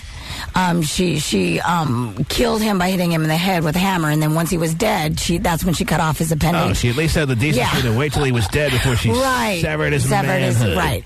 But like I said before, she called the police to confess. I got to make sure I get every detail. She bludgeons him with a hammer. In the head with a hammer. Yes. He's sleeping, and she just whacks him with a hammer. Yes. And these two were married. This is a married couple, or what? And they have a child. Very nice. A 6-year-old. So nobody's safe. No. You're in a marriage. You feel like you got a little peace of mind in this world. and you go to sleep, resting up for the next day. Oh, I can't wait what the next day will bring me. Bam! History. Nice knowing you. Right. Wonderful. But again, the story's not over. So after she kills her husband and then cuts off his appendage, and before she calls the police to confess to the murder and everything, she, like I told you, they have a 6-year-old son. She went and put her husband's, his father's, Dilly on his bed. Oh, jeez. Because she said she did this to teach her son the consequences of being unfaithful. And I'm sure the 6-year-old got the message loud and clear. What an effective parenting tactic. Right. Yeah, what a Mother of the Year candidate we have here, Terry. The woman that sprayed her kid in the car wash was like, see, not that bad. Whatever. I would think not. That can't be a true story. I would have heard about that. Come on. It is a true story. A woman slices off her husband's schlong after she kills him with the hammer. Yes. And then runs over to the son's bedroom and sticks what's left of the best part of dear old dad right on the child so that the son could get a message, the 6-year-old son, of the consequences of cheating on a good woman. Yes. Ask for a glass of juice, actually. Don't need this. Wow. I think that may be a little bit to an extreme. Would you agree, or are you going to say this woman is a hero to all women, Terry? No, I don't believe in that kind of stuff. Yeah, just to let you know. Bludgeoning, murder with the hammer and slicing and sending weird messages to a 6-year-old son who doesn't even know really what's going on in the world yet. Maybe, something you could say you don't believe in. I would hope you would lean that way. Yeah. Mm-hmm. But you never know, Terry Free. That's what you get for cheating. By the way, Lorena Bobbitt now working as a hairstylist in Alexandria, Virginia. No way. Probably wouldn't, if I were you, I wouldn't complain about your haircut. Yeah. I love it. Sure, she's really mastered the art of the bowl cut, let me tell you. Someone gave her scissors for an occupation. Nice move. Wow. See, Terry couldn't help but throw in at the end there. That's what you get for cheating. And I'm sure there's a part of you. She's laughing. I'm sure there's a part of you that feels that way. Mike in Vermont, you're on the air. I really don't think that's the proper way to do it. You think, Terry? You can't stop laughing. The fact that you even have to say that and the fact that you're laughing through it all is really more revealing than anything. Mike, you're on the air. Hello. Yes, in Vermont. Pretty good, Mike. What's up? Not much. I know it's probably long past, but the American Idol topic that you guys were talking about a little bit earlier. All right, just a couple of moments ago. Not really long past. What do you want to say about it? Well, I believe my own personal opinion is that American Idol is probably the most bogus show, other than the auditions, that is on TV now. Reason being is that American Idol has only produced, two anyone near decent to listen to. Daughtry and what's that first one? Actually, I'm pretty impressed with the American Idol track record. I don't know what you're talking about. Yeah, you mentioned Daughtry, and that was actually a surprise of the group. Kelly Clarkson's had a really solid musical career. Country girl from Carrie Underwood is about as strong an artist as there is out there right now. I'm actually one that has to admit, and I lean towards you. I'm not the hugest American Idol fan. I watch sometimes. I love watching the opening auditions. Very entertaining to see but it's actually become a caricature of its own self and all the people that are just fraudulently trying to get their 15 minutes now. So that's not even as enjoyable as it used to be. Exactly. I can't deny that they have a good track record of putting out artists that do well. Well, usually every season it's like a hit or miss. I mean, like you said, they've had 3 major artists. Other than that, it's been Taylor Hicks or Ruben or Clay, who's only had 1 record, and then you never hear them. You never hear about them ever again. Well, I still, given the entire scope, they're the Taylor Hickses, and Ruben was a disappointment but Clay Aiken that season picked up the slack for Ruben, and a lot of people say that Clay Aiken should have been the overall American Idol that year. If you look at the entire scope of the people and the seasons of American Idol, I am impressed with the number of artists that are an impact player in the musical world. Like Jennifer Hudson, right? Another example? Yeah. I don't agree. Not just a musical talent now, but an Oscar Award winner? Are you kidding me? Marcus in San Francisco, you're on the air. Hey, what's up, T-Man? What's up? Terry has the most sexiest voice I've ever heard. I've lived in different areas. I've lived in New York. I've lived in L.A. I've lived in Texas. Terry has the most sexiest voice, especially when she gets angry. Oh, the man's been around, Terry, so he wants to make sure you know that he's heard all the voices that America has to offer. And where are you living now, Marcus? In San Francisco. And what do you do? I go to school at the Art Institute.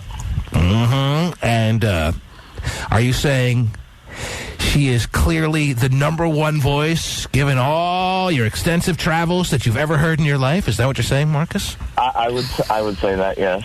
Well, the reality is, if you're listening to her today, she's battling a serious illness right now. I mean, the woman has SARS. And here, I know. Here you are. Horrible. I hate it. Her vocal sound, she's doing everything she can to get her voice back to normal. This isn't the norm the way she sounds this morning. She sounds a little strained, a little throaty. Maybe you like her a little throaty. Is that what you're getting at, Marcus? Oh, well, that adds to it, you know. That just adds to it. Yes. It makes it a little bit better. And I'm sure it just also adds to it when she says, man gets what he deserves for cheating. Oh, jeez. Well, I would probably cut someone's thing off, too, if they cheated on me. So. Wow, Marcus. Uh-huh. And, are you involved with anyone right now, man or woman? Or I am. I have a boyfriend of 3 years. And if he cheated on you, whether he knows it or doesn't... Did he say the F word? So. I dumped it anyway. I think he did. I did. He did. I don't think he meant to. He just said, I asked him if his boyfriend ever cheats on him, would he cut off his schlong? And he said, F yeah. It's an emotional topic. That's what you missed. Yeah.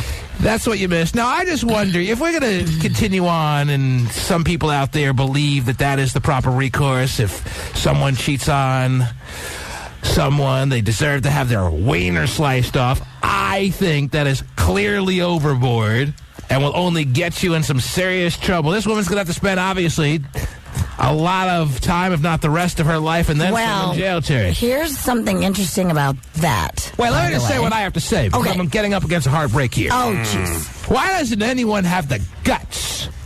Why doesn't anyone have the courage to slice off a man's wiener when he's awake, Terry? Why do they have to do it in this real, just over-the-top, sneaky, sleazy, gutless kind of way while the guy is sleeping? That's the only way you've ever heard this story told. There's been a number of cases now. Not really the amount you can count on two hands, but we're getting close to a full one-hander situation, Terry, with the amount of times you've heard about someone getting their schlong sliced off. Why every time, so far, is the guy sound asleep when the woman comes along with her little paring knife and goes chomping away there, Terry? Why can't anyone step up and have the guts to say, I'm going to do what you deserve, and I'm going to do it while you're looking right in my eyes? Show me a little guts. Give a guy a chance. But no, gutless. Absolutely non-courageous wiener slicing, Terry. You're going to be a wiener slicer. Have a little courage. Really earn the severing of his wieners, Terry. Try it, bitch. Oh, wow. The T-Man Show. You know, when you read that last story to me, Terry. Yes. The story... Yet another incident of a woman slicing off a man's situation because she got cheated on, Terry. What you failed to tell me, what you conveniently omitted, which I think is a very relevant part of the story, is that the man's name was Wang. You didn't tell me that, Terry. His name is Peng Wang. Oh. Yes. Here's Wang Peng. Yeah. He got Wang Chung tonight, Terry. Yes, and you he didn't did. tell me that part of the story. I mean, here I'm feeling horrible for a guy who didn't even realize what hit him. He went to sleep thinking, oh, he's got his whole life ahead of him and doesn't even realize he died. He probably still has... Do you believe in rooting for the moment where you at least know for a quick second that you're going to die, or do you like the thought of being alive 1 minute and then never even realizing what hit you and you're just dead?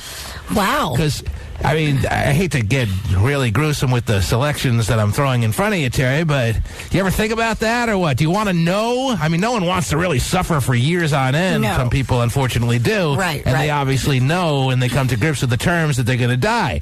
And some people die without even never knowing what hit them. Right. 1 minute they're alive, and then they never know they died until they hopefully get to the afterlife, Terry. If you're a believer, I don't know, pearly gates, whatever the case may be. But the way they die, though, some people die so instantaneously that they never even are aware in this world that what just happened. Right, right. See what I'm saying? Yes. I don't know, sniper or whatever, massive heart attack. Right. Something like that. Yes, I understand. And I would rather just get it over with. Don't suffer, just, bam. But you want to know for a couple of seconds? No. Oh, it's over. No, I don't. You don't even want to know. I don't even want to know. You want to be alive 1 second and then not even realize what the hell happened to you. Right. Well, I don't know if I can live with that. Because I don't want to feel any pain. I don't even want to think about it. I want to fight but it. for a couple of seconds, don't you want to, at least know for a couple of seconds? No. I'm cold. Yeah, I don't. I see a light.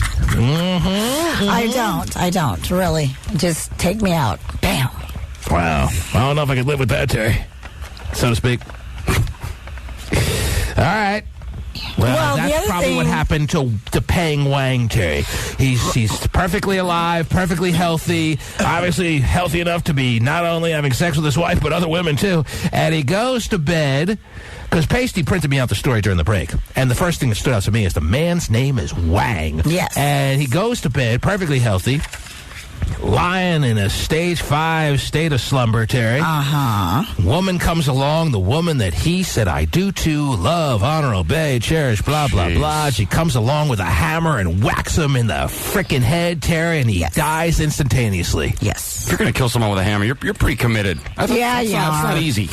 Probably the best way, if you're going to go the hammer route, is to hit him with the other end of the hammer, as opposed to the more common way of using a hammer. Part. Like the hatchet end. Well, usually it has like a little claw. The claw, yeah, whatever you call it. The nails out with, right. If you're really going to try to kill someone and your intent is to do it in its most proper fashion, you go back end of the hammer, which may be the way she did it. So he's sleeping just fine. She comes along, whack!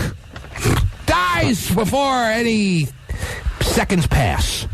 But that's not enough. Oh, she's got to make a further example of him. Oh, yes. Teaching somebody a lesson. Tell us what happens next again, Terry, for those just tuning in, for those whose morning alarms just went off at 8 o'clock. What does she do next, Mrs. Wang? What does she do next, Terry? Mrs. Wang decides to cut off Mr. Wang's wang. And it doesn't end there, Terry. She then walks it over to her 6-year-old's bedroom and lays it on the bed. Does she lay it on his body or she lays it on his bed? No, she puts it in her 6-year-old son's bed. Right on the night table, 6-year-old reaches over for a smoke and doesn't even realize what's going on there, or what? I don't know.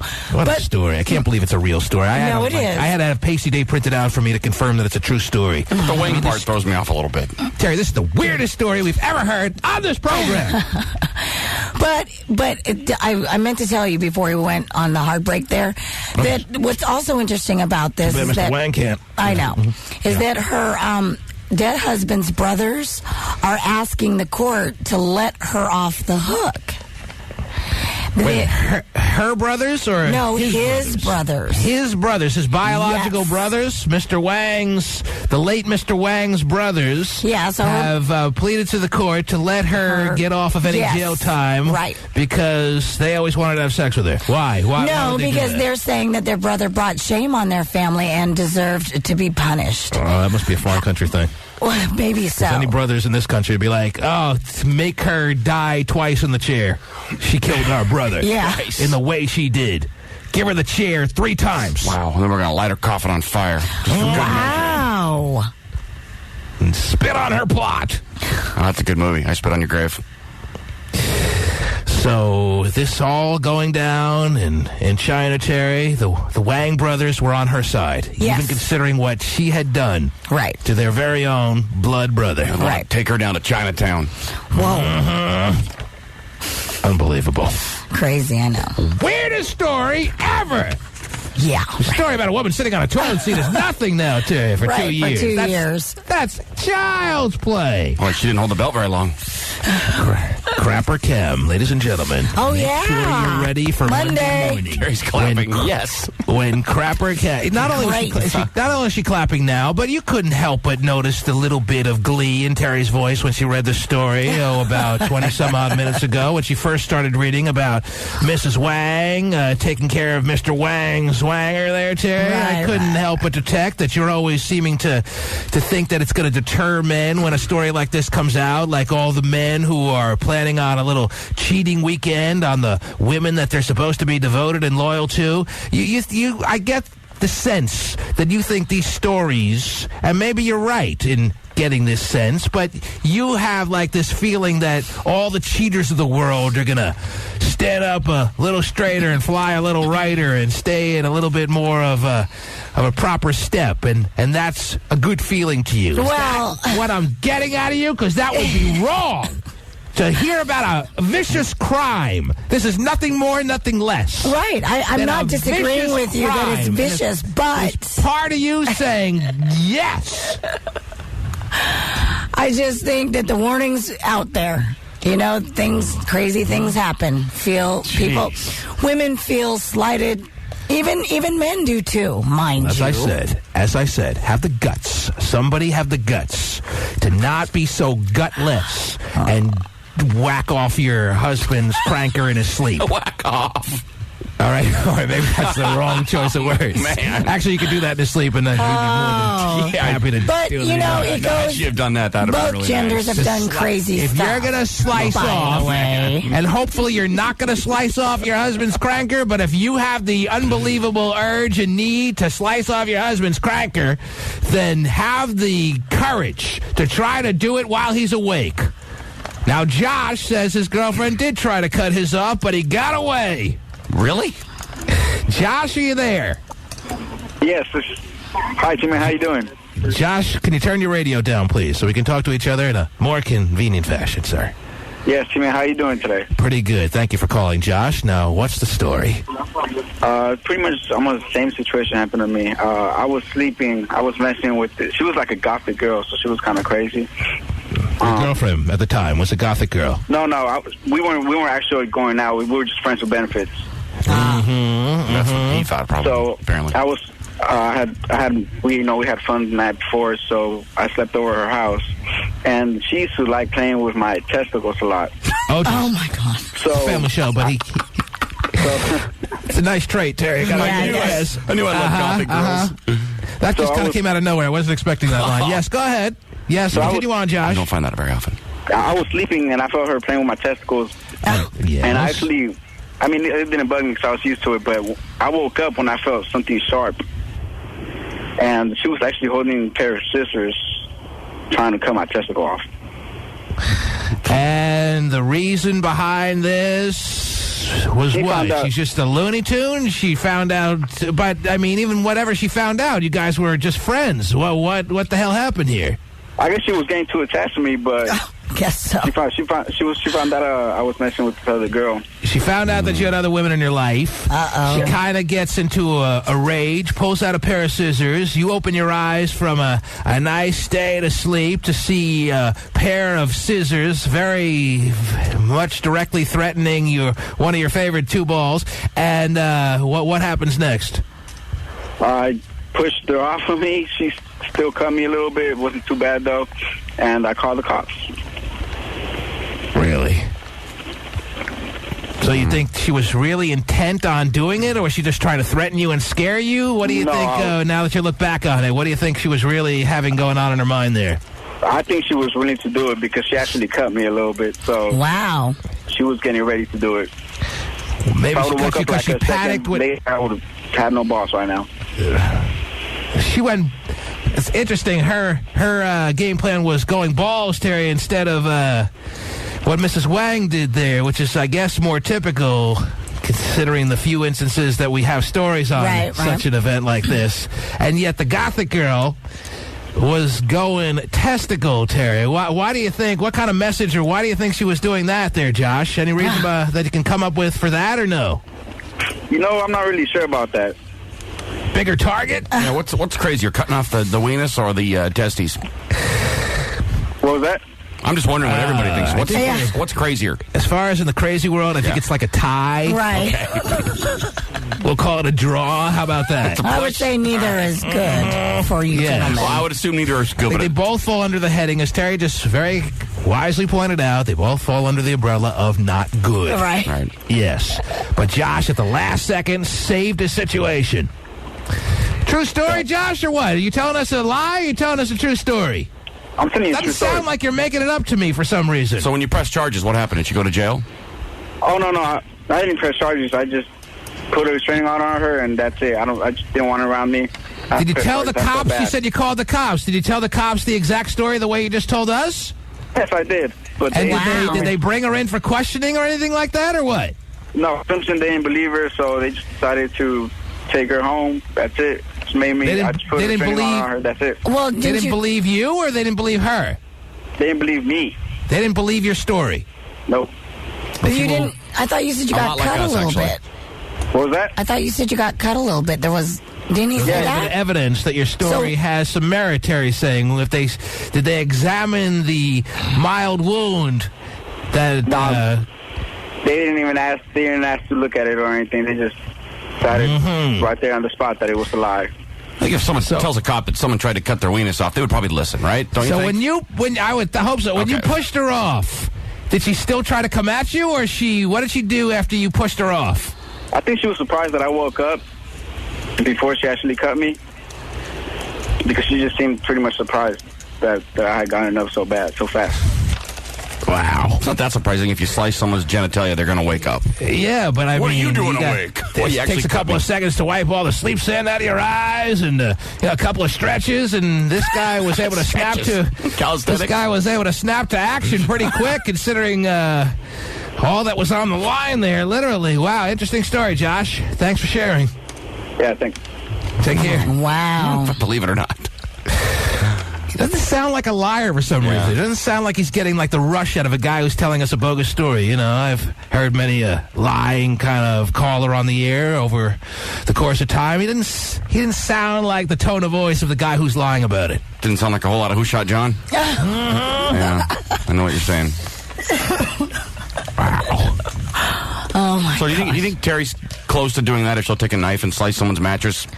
Is that on the path to doing that, or is that the next totally logical different? step? I mean, it's a big jump in rungs, but it's the next rung up. Yeah. By the way, as we all know, probably giggles when she tells the story. No, if I was You're a dangerous woman, Terry. Yeah. If I was that close to it, I would have done it years ago. Oh, jeez. So you're saying you don't have it in you? You have it in you to stab a man's bed. You have it in to put a better than the man. In a man's bed, well... better than the man, right? You want to play the game of what's better? Yes. All right, well, I do. Doesn't make it right. Doesn't make it sane. Right. Doesn't make it something that you were in your right in doing, Terry. It makes it pretty wacko to me, no matter how you slice it. But if you want to play the game of what's worse, it's worse to slice off a man's situation. No doubt about it. You win that argument. You happy now? Stuck a knife in a man's pillow. I forget, was there a note attached to that knife or no? No, there was no. You didn't even leave a note. No note needed to be stuck. There's supposed to be a note attached to the knife, attached to the man's pillow when you decide, crazed moment to stick a knife in a man's pillow because you're not happy with the way he's been behaving as the boyfriend. Man, I can't believe I'm working with a woman. I can't believe on a day-to-day basis. I sit alongside a woman who, in her past, yes, maybe it was years ago, maybe it was even a different lifetime as she sees it, but a woman who was so agitated with her boyfriend's behavior that she took a knife, went over to his bed, and jammed it in his pillow. I can't believe that I'm subjecting myself to working with a woman with that kind of violent nature. It is scary that we let her in here every day. We let her in the door every day. We talk with her. We share bagels. We smile.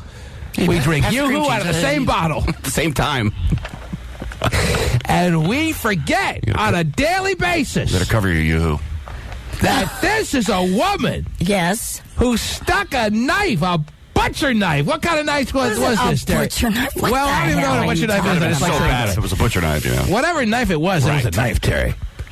It was a knife, and I didn't just stick it in the pillow, if you really want to know. I stabbed the whole bed a couple of times and ran the knife through it. Oh, so much better. The mattress. Actually, the way mattress. worse. Right.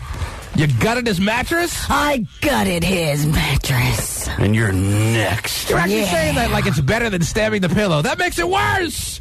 No one. You're actually saying it like it's again, not that bad to me. It's better than the man. It's better. It's better than the man. Better than the man. Yes, I agree, but it's still sick.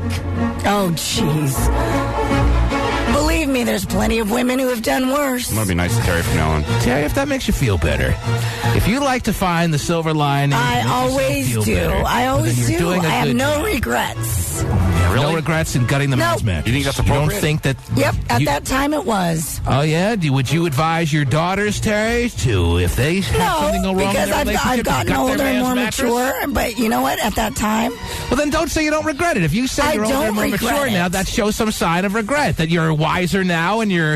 It was a bad choice maybe at the time. Okay, well, if you're saying it's a bad choice, then that means you regret it. You can't have No, saying I regret it is saying I regret it. But I just did it. It's over with. Wasn't the smartest thing to do, but it happened. Actually, it's pretty hot. So there you go. Terry. Shows the level of just unbelievable amounts of passion that you have. What a sicko, man. You must be just a whirlwind carnival of fun in bed, Terry. Unbelievable. Wow. Whoa. My gosh, to be that twisted. To gut him. You gutted his mattress. I didn't... Terry, did he slice it from up to bottom? Right. Well, yeah. You stuck it in and you sliced it down the middle is what you pretty much just told us, right? That to me sounds like gutting a man's mattress. Ruined it. You gut his mattress like a fish. Unbelievable. And we work with you day to day. And wow. Gotta be nice to her now. Didn't want to. Yeah, I was gonna say. I'm gonna bite my tongue from now on. Yeah. How old were you at the time, Terry?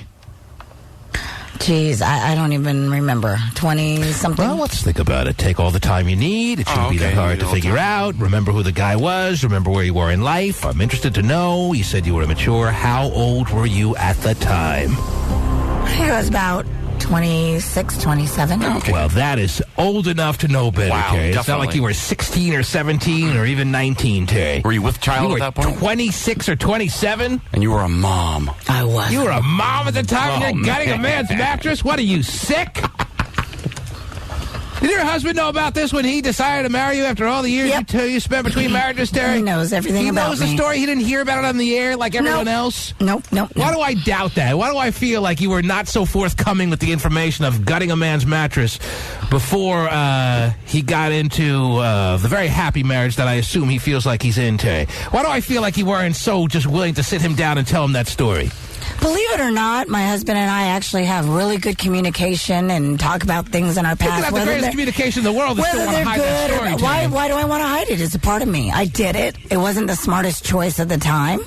I did it, though. I'm not Why would you want to hide it? Why wouldn't you want to hide that story? That would scare every man to death. Plenty of stories I hide from my wife. Pretty much all of them. I can't think of a thing I haven't hid from my wife. Don't tell her a thing. She doesn't even know my name.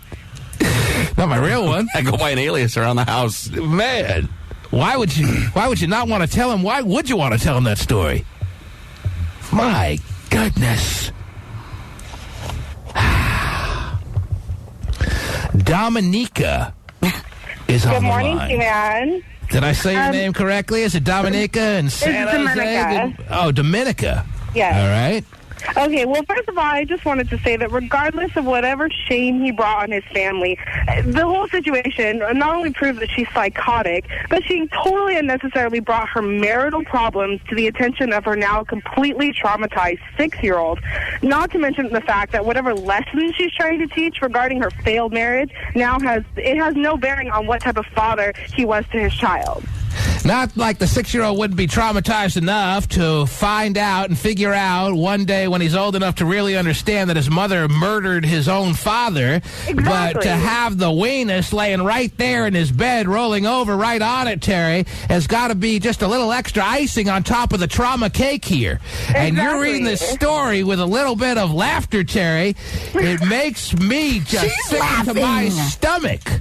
Dominique is not laughing. Dominique is laughing to stop the crying, Terry. There's a difference. Yes, exactly. No, but really, I mean, that's completely psychotic. I mean, I have a fiance who I love very much, and I can't even imagine, even if he did do something like that, I would never think of, mutilating someone, let alone killing him, but that's just disgusting. Well, that's bring a your good attribute in you, Dominique. Wow. Let me tell you. Great woman. I wouldn't kill my husband. Every time Terry reads these stories, like the one yesterday, woman who has skin growing around the toilet seat because she sat there so long. I mean, I got a lot of emails. I got a lot of emails yesterday pointing out that, T-Man, it wasn't exactly the full 2 years that she was sitting on the toilet seat. She was moving around the bathroom for a while. I don't care. She was sitting there long enough. Exactly. She was sitting there long enough that when the authorities showed up, they had to get a crowbar to get her to the hospital. She was sitting there long enough that she became part of the toilet seat, Terry. So if it wasn't the full 2 years, it was obviously a long period of time.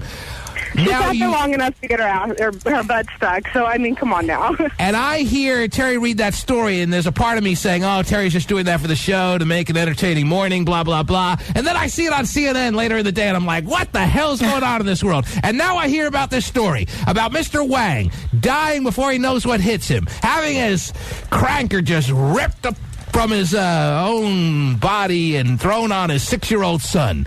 And I don't believe it. And then I'm going to watch CNN later today or some channel as I'm flipping around. And I'm going to see this story, and I'm going to be just shocked again. Because I never can believe these stories when you read them to me, Terry. And every time they turn out to be true. So the point is, what the hell's going on out there? Good to know Dominica wouldn't slice off her man's cranker. Yes. It's not the kind of woman I am. I would hope the woman that was cheated on and maybe feels like she has really been wronged by a guy can just say, okay, you lost out on me. Boy, is that going to sting, if not now, someday when you realize all you're missing. That should be the proper way to go about it, right? Or is it'd be really proper if taking a knife out of the drawer there and going a hunting, Terry? Is that the more proper way, or am I wrong here, or what? I'm not gonna. I understand. It's a crazy, crazy world. It is. Or you can go middle of the road, as Terry would like you to believe, and just take that knife to the man's bed and slice it up and slice it down and. Did you go side to side too, Terry, or just vertical? Vertical. You just went vertical? Yes. You didn't want to put the symbolic cross on his mattress with your slicing? No. That would be evil. That wasn't my... Oh, that would be evil, yes. Yeah. But you were 26, 27. You didn't know better. You were immature. Makes sense, really. Are you sure you were that old, Terry? Yep. Because that makes the story that much more ridiculous. You were 27 years old and you're slicing a man's mattress? Yep. You're a sick woman. I love it. Imagine if a kid spills their milk in the house now and goes over there and pees on their pillow. Don't you know who I am? Don't you know what I've done? Oh, wow. Wow. 1-866-663. T-Man is the number to call. Yes, we told you about Monday morning. Get prepared for that. Crapper Cam, you hear Hotshot in the studio today. He will not be in the studio Monday morning. That I can guarantee you. Oh, he's going to try to win a personal bet that I have with him. We have, well, you'll hear all the details of the bet over the coming hours and over the next couple of shows, so be prepared for that. And we will take calls on this Friday morning with the madness really starting to take hold, Terry. We are in the middle of March. Not just in college basketball, but the madness. I know I can feel it, Terry. I think you can, too. It's all around us. Are you starting to really sense it or what? Oh, you know, I'm not yeah. just whistling Dixie here, Terry. The madness, it's happening. That's why more phone calls must be taken from here on in for the rest of the show. 1-866-663-T-Man. Back after these words. The T-Man Show.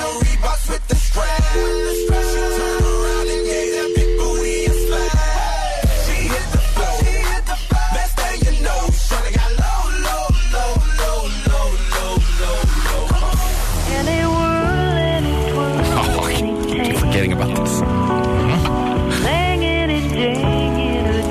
Well, I have no choice but to call Gay phone operator right now because there's a situation with his very good buddy John that I want him to respond about. Gay! Oh, wow. What? What's the deal with your boy John there? I understand he's calling the station crying that you've hurt him or he's very in a serious state of despair, and I'm just wondering if you feel the need to run over there, make sure he's okay.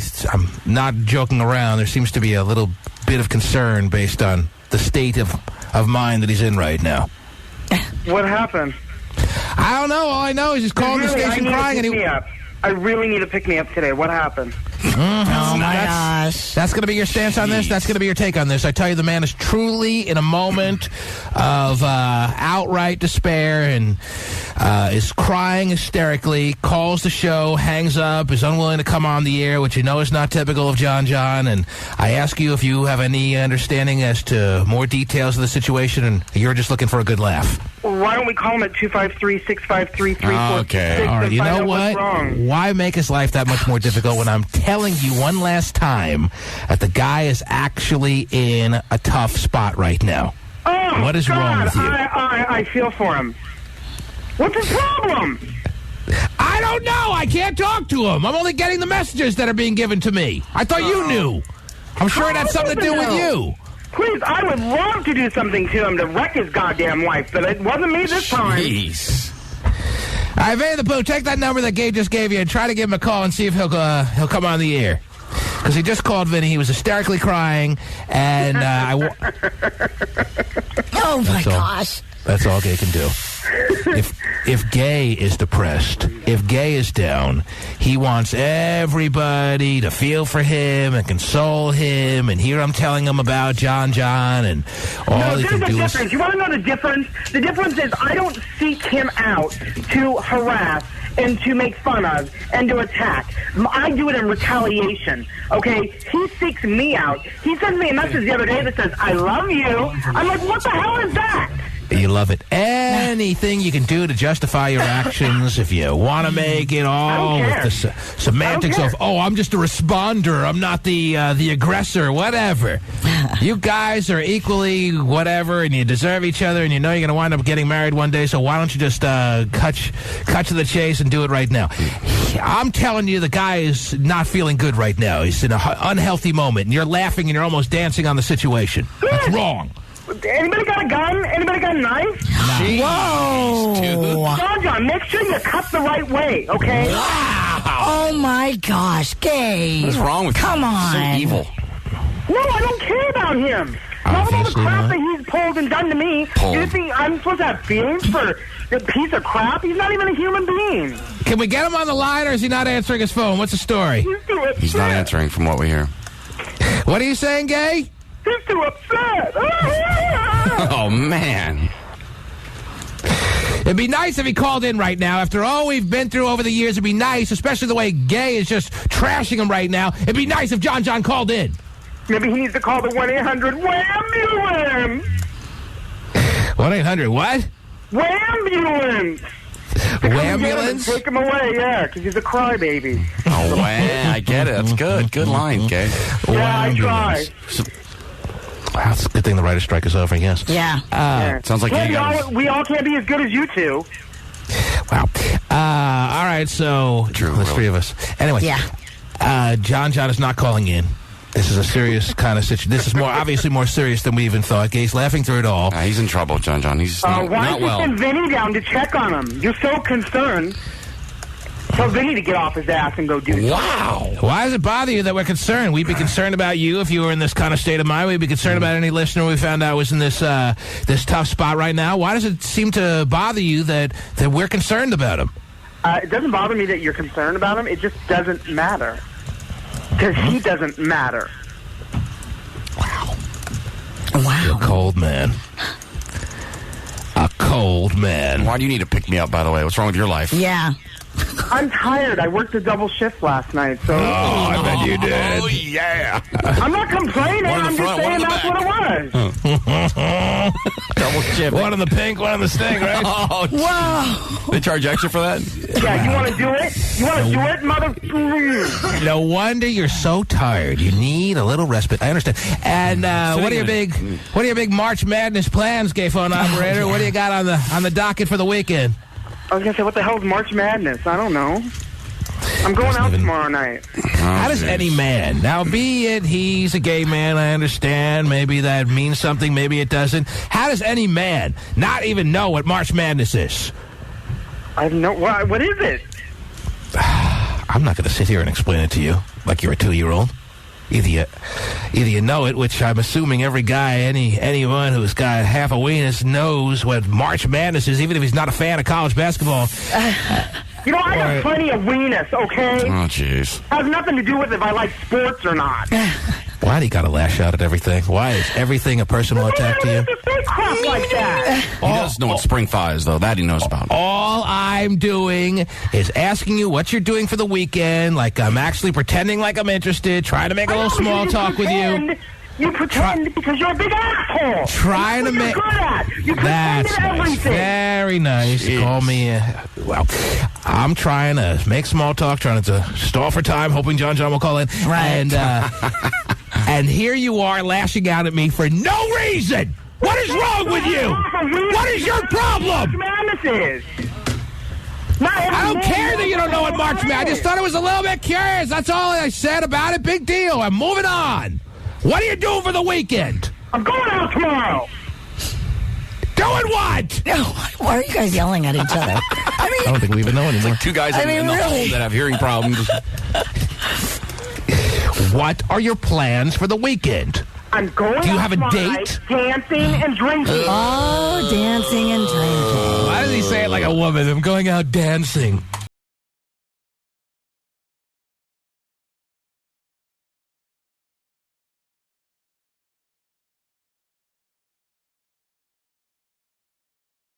Rerun from What's Happening.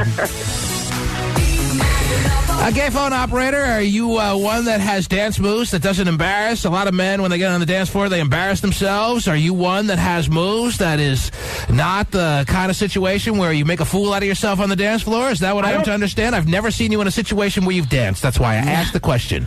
I don't think I embarrass myself. I have a good time. I'm not flailing all over the dance floor, no. And if you have an ultimate goal as far as your evening of dining and dancing, if you could get one thing accomplished, what would that be? To end the night with not crying. Oh, wow. Oh, my gosh. Why do you cry when you go out? That's so stupid. Because I drink and then I have a good time and then I'm depressed because it's over and, you know. And you want people to feel sorry for you when you start crying. And here you are lambasting John for crying, making fun of him for crying. You guys never feel bad for me, so you know what? Why should I feel bad for him? Oh, wow. Oh, you're a little bipolar. Well, we do feel sorry. I'm not you're all bipolar. What are you talking about? You just offered the guy suicide tips. I'm bipolar. You're a crazy man. I'm very stable. Okay, well, it doesn't look like John John's about to call in. It doesn't look like John John's about to call in, so I wish you the greatest weekend of all time, gay. If anybody wants his phone number, they can go to my site, I'll post it, and then they can call and check on him. How's that? There's my Karen. Is he in Terry Cam right now, Terry? Or is No, he's not. Why don't you go to Terry Cam anymore, gay? Are you trying to send some kind of message or what? No, I was in Terry Cam earlier, but this jerk was in there being mean. I left. I got tired of it. Yeah, he did leave. Why was he being mean? What was he saying to you? What qualifies as mean? I thought you were immune to mean. What did he say? He was saying that I can't say what he said. Something that can't be aired? Can you clean it up and give us an idea of what he said to you? Why? Is it so true you don't want to say it out loud because you don't like the way it sounds? It's not true, but it's sexual. What did he say that got you so upset that you left Terry Cam land? Talking about liking getting stuff stuck in and getting... All right, I get the point now. What? Okay, very good. Let me take some... Joanne, you're on the air. Good morning. Good morning. Terry, quick question for you, hon. When you pulled the whole psycho bed thing, The what? Psycho bed thing. Yeah. Like she's not familiar with that kind of I didn't hear her terminology. very well. I didn't hear her. That's exactly the only way to label Would you it. let her ask me a question? How could you refer to it like that? A psycho bed thing? What'd I do? What about that story is psycho? Oh, my gosh.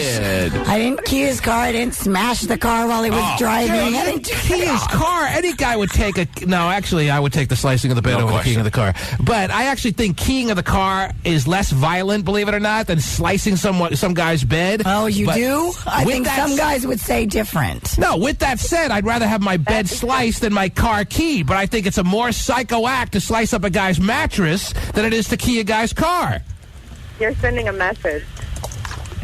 Now, what was your question in regards to Terry's psychotic episode? Yes. Okay, Terry. Yes. How much after you had your child did you do this? How old was your child? I think he was about 6 months old.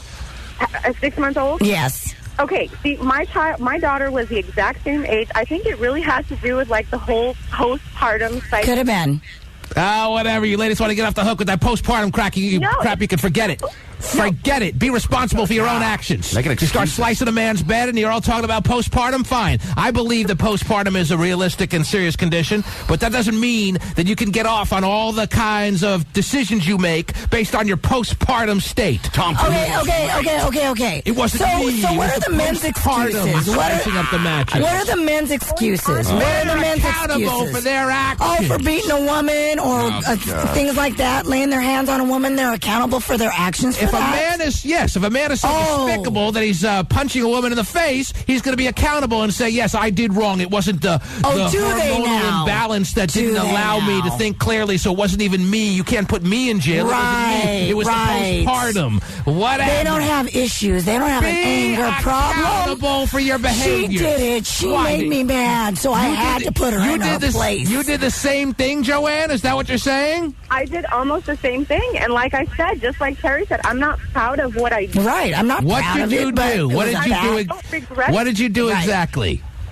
I did the same thing with the stabbing of the bed, and I did it while he wasn't in the house. I did it to send a message. Right. That's what I did. What's the message? That I will do it to you? No, it's just that you're angry for whatever. That's obviously the message. Yeah.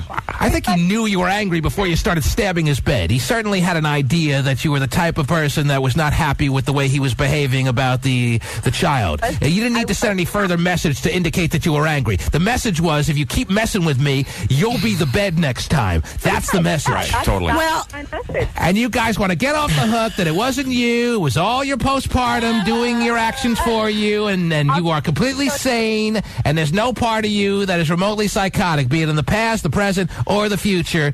Well, there's some part that is psychotic if you're going to pull something like that. But, Thank you. And that's the understatement of the century. Thank you for the call. Terry, the rumor that I would like confirm or either denied right now that I hear being floated around is that Andy Milonakis, as we speak, is currently in the Terry Cam chat room. Is that a true statement? Have you confirmed that? Have you heard about that? Really? Yes. I've even had a little private moment with him. He knows where he needs to go for his morning entertainment. It's good to see Andy's bagging the phone. So that is he part of the 6-camera? No, he did. I asked him if he would like to be on, and he said that he's only in here for a little bit longer. Well, then it could just be some fake guy saying he's Andy Milonakis, Terry. How do we know? How will we confirm that it's really him then? Well, I asked him. He was on cam at one point, wasn't he, or not? I don't know if he was on cam. But he was? That's what Gay said. He was on cam earlier. Wow. All right, good. Good to know. Way to be loyal. Way to be a nice guy. Yeah. Way to be Andy Milonakis. We've always had your back. Mm-hmm. All right. See how popular, see how ridiculously out of control Terry Cam is now, Terry? Do you understand why you just can't walk away from it because you get frustrated for a second here and there? Where is Andy Milonakis going to go to make his morning pass by a little quicker, Terry? Right here. Okay. Ladies and gentlemen, with the final hour of the program now already in full swing and a weekend ready to hit us full blast, we are going to take a lot of phone calls in this last hour. Anything that you need to get across as far as making sure you sneak it in before the weekend is fully upon us, now is the time to call 1-866-663-T-MAN. It's a toll-free number, as you already know. 1-866-663-T-Man. If you have any last-minute relationship issues you need to have smoothed out as far as maybe any advice you may need, I don't know what little kind of situation may be on your mind, but we can figure it out for you. Maybe got a big couple of offers this weekend as far as potential people to hang out with, and you need to have our opinion on which way to go. Maybe someone said something to you over the past couple of days that you've been unable to decode. You know how girlfriends are always good at that, Terry? Maybe a guy needs a little decoding moment. I don't know. Whatever the case may be. Right. If it makes your weekend a little easier to navigate, that's what we're here for. That's our job. I always try to figure out what our job was. I just figured it out, Terry. 1-866-663-T-Man. Now, a lot of people have been hanging on for a long period of time. I'm going to get your stories in as well, Terry. So let me see what people have been hanging on the line for.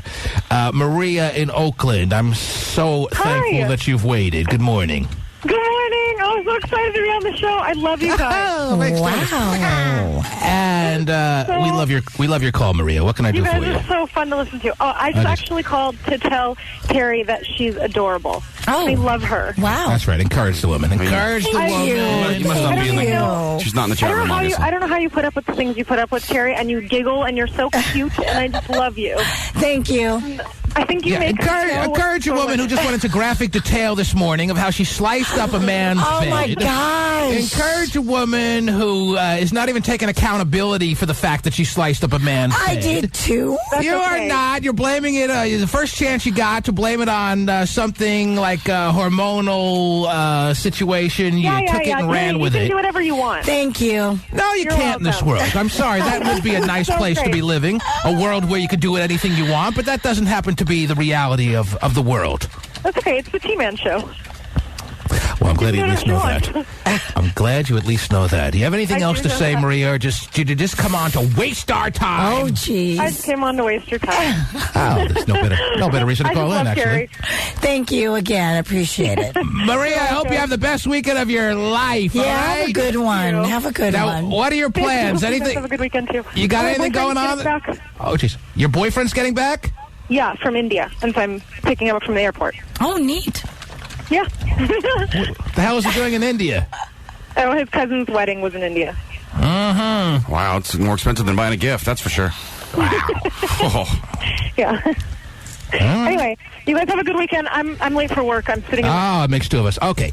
Wedding in India, I guess the City Hall little room was booked. Anyhow, 1-866-663-T-Man. Curtis, you're on the air. What can I do for you, Curtis?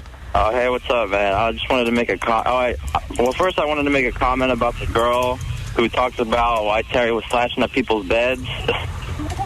Yes. Okay, wait, Terry, I have a question for you first. Yes. Is there any particular reason you were slashing up some guy's bed? Well, he was an ex. I had his child. He was not treating her well in her estimation, right. And she wanted to send him a message. Now, she says the message she wanted to send was that she was angry. I just want you to be aware, I'm angry, and I sliced up your bed to give you every clear warning that I'm angry, whatever. Oh, damn. Okay, well, yeah, like... There's only one message sent when you slice up a bed, and that is, you are next, buddy. That is sick, and that is twisted, and actually there should be charges that should have been thrown your way, Terry. You weren't brought up on any charges for destruction of property or any kind of thing that... Well, the message you sent probably worked.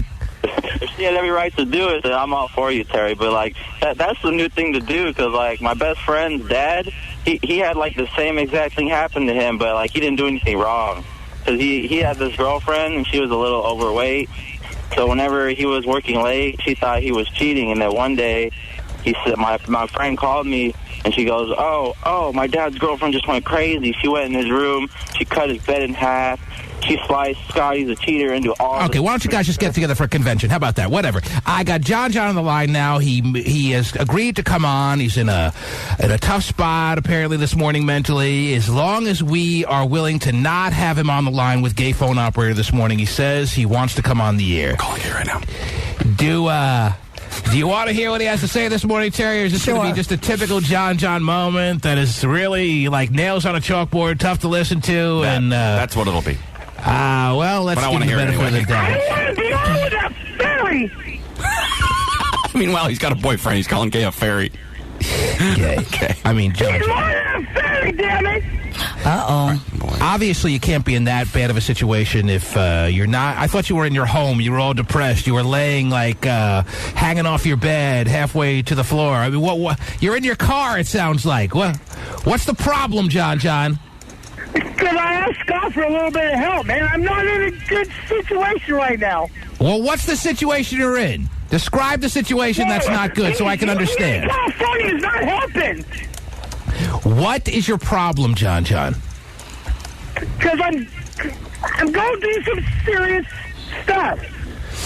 What kind of stuff? Are you going through withdrawal? What are you going through? Yeah, I'm going through withdrawals. I don't have any money. I need that freaking drink. Oh, wow. He knows the way to my heart. Well, get in line. Yeah. So that's your big problem today. You're out of cash, you're tapped out, and you need a drink. And you're coming down to the station because... Yeah, well, I'm coming down. I'm coming... Luckily, I'm not there today, Terry. I'm not at the station where John is near. And John is going to borrow some cash from Hotshot. Is that what you... I'm giving it to him. That's what you agreed to do? You've agreed to give him money for booze? Yes. He knows the way to my heart. Wow. Going through DTs, I'm in. You know what? That's a professional person right there. No, it's not. I'm an idiot. I'm a loser. I'm one of you. You're enabling him. Of course I am. Why are you crying now, John? What's the problem? Because, times are hard. Crap is just... Times are rough, and the time he eat, I really appreciate Scott for, sticking his neck out and helping me. I really do appreciate him, man. Buying you a six-pack is sticking his neck out? Hey, he thinks it is. Let's keep it up. Well, I thought you were working and stuff. Where's the... Times are rough for a lot of people. Did you just get fired again, John? Is that what we are to understand through all this? I lost my goddamn job! How? I lost my goddamn job again! Well, do you think maybe that had something to do with your behaviors on the job, and you can blame yourself more than anything else? I did great for almost a year and a half, and then all of a sudden, there was... John. I'm sorry. There was a woman that called up about a week or so ago. I remember on the air, she pointed out that you were missing from work, that you were not showing up, that she wondered where you were. She was concerned about you, and it made it pretty clear that you were going into that mode where you were getting irresponsible, and you just decided you wanted to take a vacation when you weren't really allotted a vacation at your particular workplace. So you really have nowhere to look but in the mirror, John. You're not a victim of the bad economy. You're not a victim of the sluggish environment in the country right now. You're a victim of your own doing. I'm not trying to rub salt in the wounds, John, but you are your own worst enemy, yes. Right or wrong? You're right. There's responsibilities that people need to take in life and take the right steps. I took the wrong goddamn step. Oh, wow. Well, that's the first step in making the recovery, John. Yeah, you got to take the wrong step, and then you take the next 12. Well, I can't already say what I want to say, okay? Because I'm full of anger and hang on. words I can't say on this darn show. Gay. John is going through a detox-type moment right now. But you know what? Take it easy. Stop screaming like a banshee for a second, Gay. I want you to wish John well and be the big man right now that understands that your arch enemy, but your true soulmate in life is going through a detox-type withdrawal moment. And, he's been through that one time in his life, and you know what? Let's give him the opportunity to be the biggest man he's ever been right now. And that would be saying a lot, considering he used to be 415 pounds. And let's hope that Gay Phone Operator wishes John a really easy and non-difficult weekend. Is that something you're capable of doing, Gay Phone Operator? Yes or no? Yes, it is. Well, that's John. Uh-oh. Right, Cut. Oh, okay, I knew Don't something forget was to coming. cut the right way. Get a gun, shoot you in the head. You goddamn fairy son of a bitch. You ain't in my shoes one time. I'm a fairy? You know what? You're the bi-fag. You're the one that guy too, so don't call me a fairy. I am a fairy. You can't handle it. The problem is nobody wants your drunk, nasty ass. I want the man in the leather be, bitch. John, are you upset? Do you need a drink, John? John, are you shaking with the DTs, man? Come on. You need that drink? I got some booze for you, John. You know what? I'll throw it out in the street. I'm going to stop by your house first. I'll throw it in the street. You know something, Gay phone operator? The next time you're on the downside, Gay, the next time you're on the downside of your little bipolar ways, I hope that nobody sympathizes with you one iota because you have shown not an ounce of ability, of willingness to sympathize with a guy who's in a tough spot of his own right now. I'm going to go stand on my balcony, and I'm going to dump vodka on the sidewalk and see if he licks it up. That's nice. Yeah, he will. You're such a bastard. And I've got an ice maker, so I'll throw ice cubes out there. He can have it on the rocks. I'm sure for a guy, if it was gravy, for a guy who has certainly seen a dark day or two in your life, who has had your share of the doldrums, it's amazing how much you get off on John being very clear that he's. I love it. Oh my God, I love it. Okay. Wait, I've got to have something else. Wait, I got Bailey's I can throw out there. And not only is he rejoicing in this moment of John's Terry, not only is he dancing on the thought of John being in a little bit of a depression, but he wants him to go the next step further. He's like wishing and giving him advice on suicide, Terry. Is that the sickest thing you've ever heard in your life? But that's typical Gay, because it's the same wish for John on Gay. Do you think you might like some cocktail peanuts? I can throw those out there, too. Gay. Yes? What goes around comes around, Gay. And it always does. And guess what? It's his turn! Oh, boy. You're gonna while it's his turn, you'll enjoy every second of it? Is that what it comes down to? Damn right. Yeah, he'll be at the club tomorrow, then he'll be depressed, and then it'll be his turn on Monday, and John will have a new job. And if you have a history, Gay, if you have a history of going out to the clubs and it always seems to wind up at the end of the night when they're flicking the lights that you start hysterically crying, why would you continue to go out? Can't you find other things to do that doesn't ultimately lead to you getting into an hysterical state of depression? I mean, I hear about all the time. There's nothing else to do. I hear about all the time how you go to the clubs, you have this good time, and then when the night's over, you realize you're all alone, that you have no one in your life as far as a relationship's concerned, and you start crying. Why are you setting yourself up again for a night tomorrow night or whenever you're planning on going out where you'll wind up crying in your pillow? Well, what else am I supposed to do? Stay home and cry? I might as well go out and have a little bit of fun. All right, I guess given the options. Yeah, what do you want? I mean, it ends up in a bad time, but at least I have fun while I'm going out to begin with. Well, how about don't cry? How about that as an option? Good advice. It's not like I stand there and go, oh, well, it's the end of the night. I think I'll cry. Yeah, you do. No, I don't. You almost make a conscious decision, okay, it's time to cry. No. Just don't cry, all right? You think the only two options is stay at home and cry or go out and have a good time and then cry? How about option 3? What the hell's wrong with you? What the hell's wrong with everyone out there? I would. I'm worried about everyone right now, Terry. I know. There's no one I'm not worried about right now. That's going through withdrawals in the morning? Wow, that's bad. Our listeners have reached a new height of dysfunctionality, Terry. Yes. We have called our listeners the dysfunctional family for years now.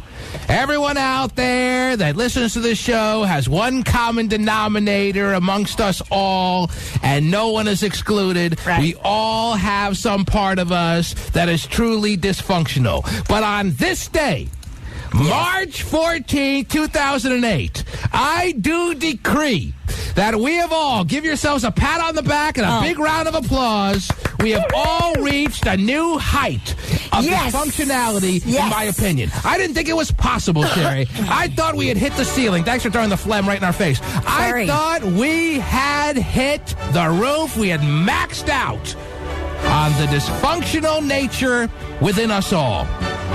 Boy, did I underestimate us.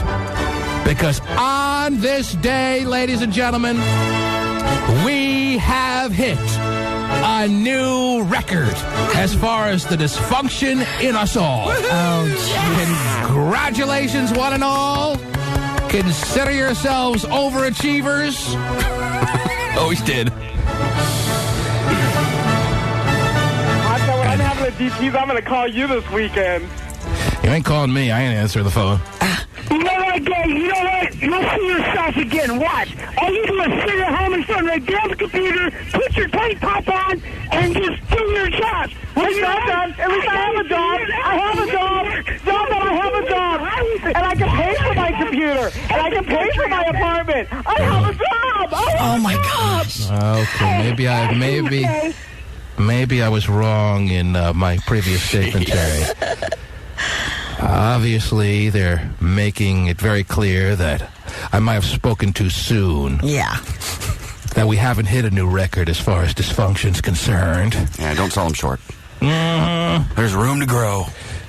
My gosh. No, we're at a new record, but I'll never think that we're maxed out anymore. I'll never make the mistake again of thinking we can reach new heights. Because I thought it couldn't get any worse as far as our level of dysfunction, but this morning has proven that wrong. Are you listening to those two? Are you listening to all the callers this morning? Have you listened to what you yourself has said all morning long, Terry? Yeah. Wow. And I'm good. I'm real good. Well, that's good to know. Because if you believe it, then that makes one of us. Okay. The T-Man Show. One of my favorite songs of all time, Terry. One of my favorite songs of all time. Oh, yeah?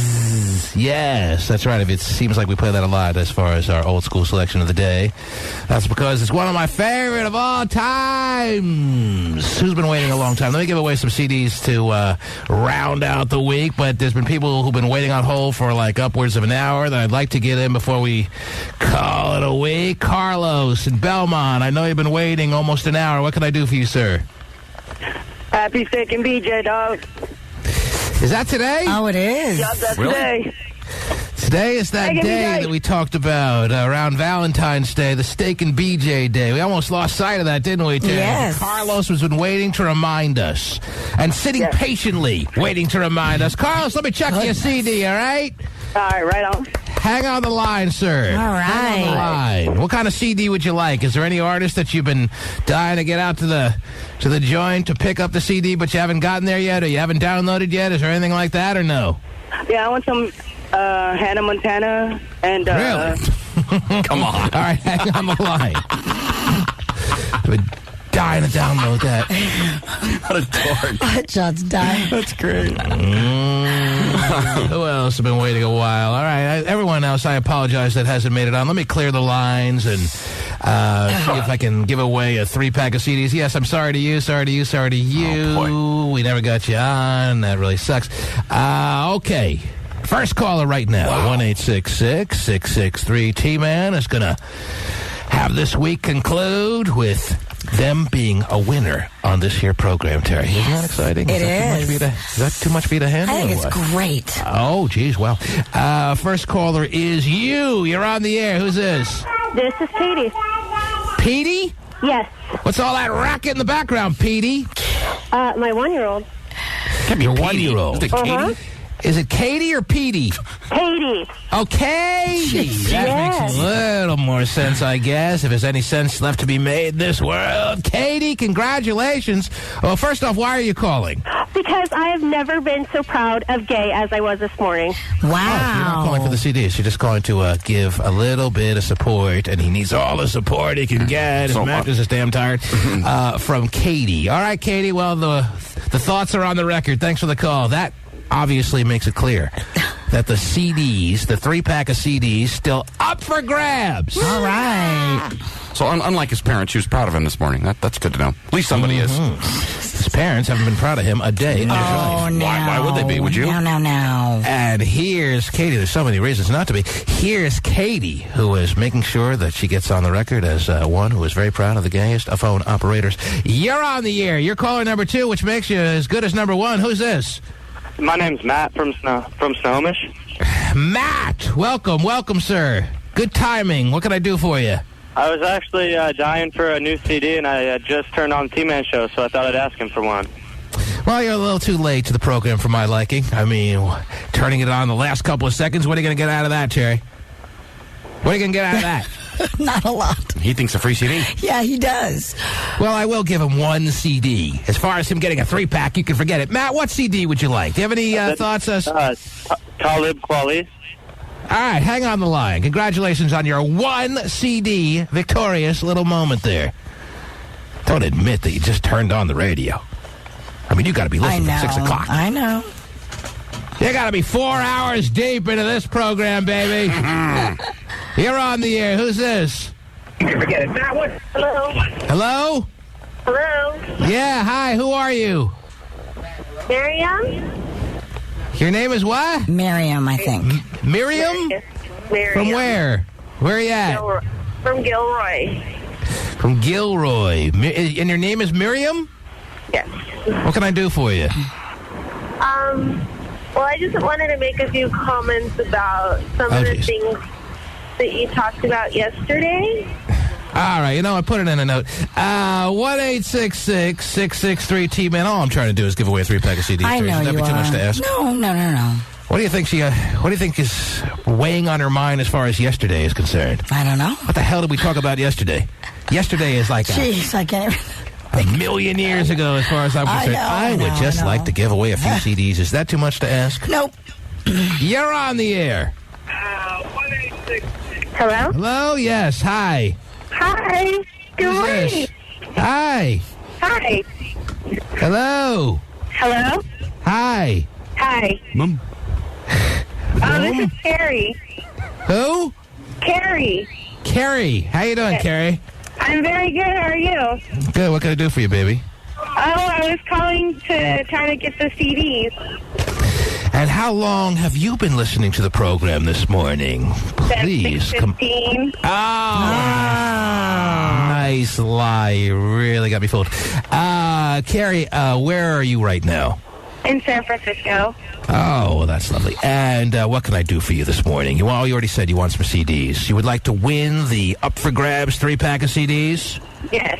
Well, I don't see any better prospect than Carrie, Terry, do you? All right. Go, Carrie. Congratulations to you, Carrie. Oh, I'm so excited. I've been trying to call for a long time. Oh, you just made it through at just the right moment, wouldn't you say? Is there any way I can tailor these CDs to really suit your musical interests? Is there any CD that you've been looking to get your hands on? Is there anything I can offer you in specific, Carrie? Now's the time to speak up on that. What would you like? The new Britney Spears. Not exactly so new anymore, but all right. If that's something you need, yeah, we'll do our best to see if we can find a copy of that for you. All right? Okay. Anything else? No, I just want to say I love you guys, and I listen to you every morning when I'm getting ready to go. All right, that's your problem. All right, hang on. You're a winner. Well done, Carrie, and have a great weekend, baby. Thank you. You too. There she is. She's Yes. the winner of the 3-pack. Finally. Yay. I have to strain myself to find a winner for CDs, Terry. Oh, my I got to work my ass to the bone. Too much work for you. Now I need the whole weekend to recover. Yes. Yes. And, Terry, I hope you have a spectacular weekend. Hopefully you can refrain from destroying anyone's bed, and we'll see you on Monday. The T-Man Show.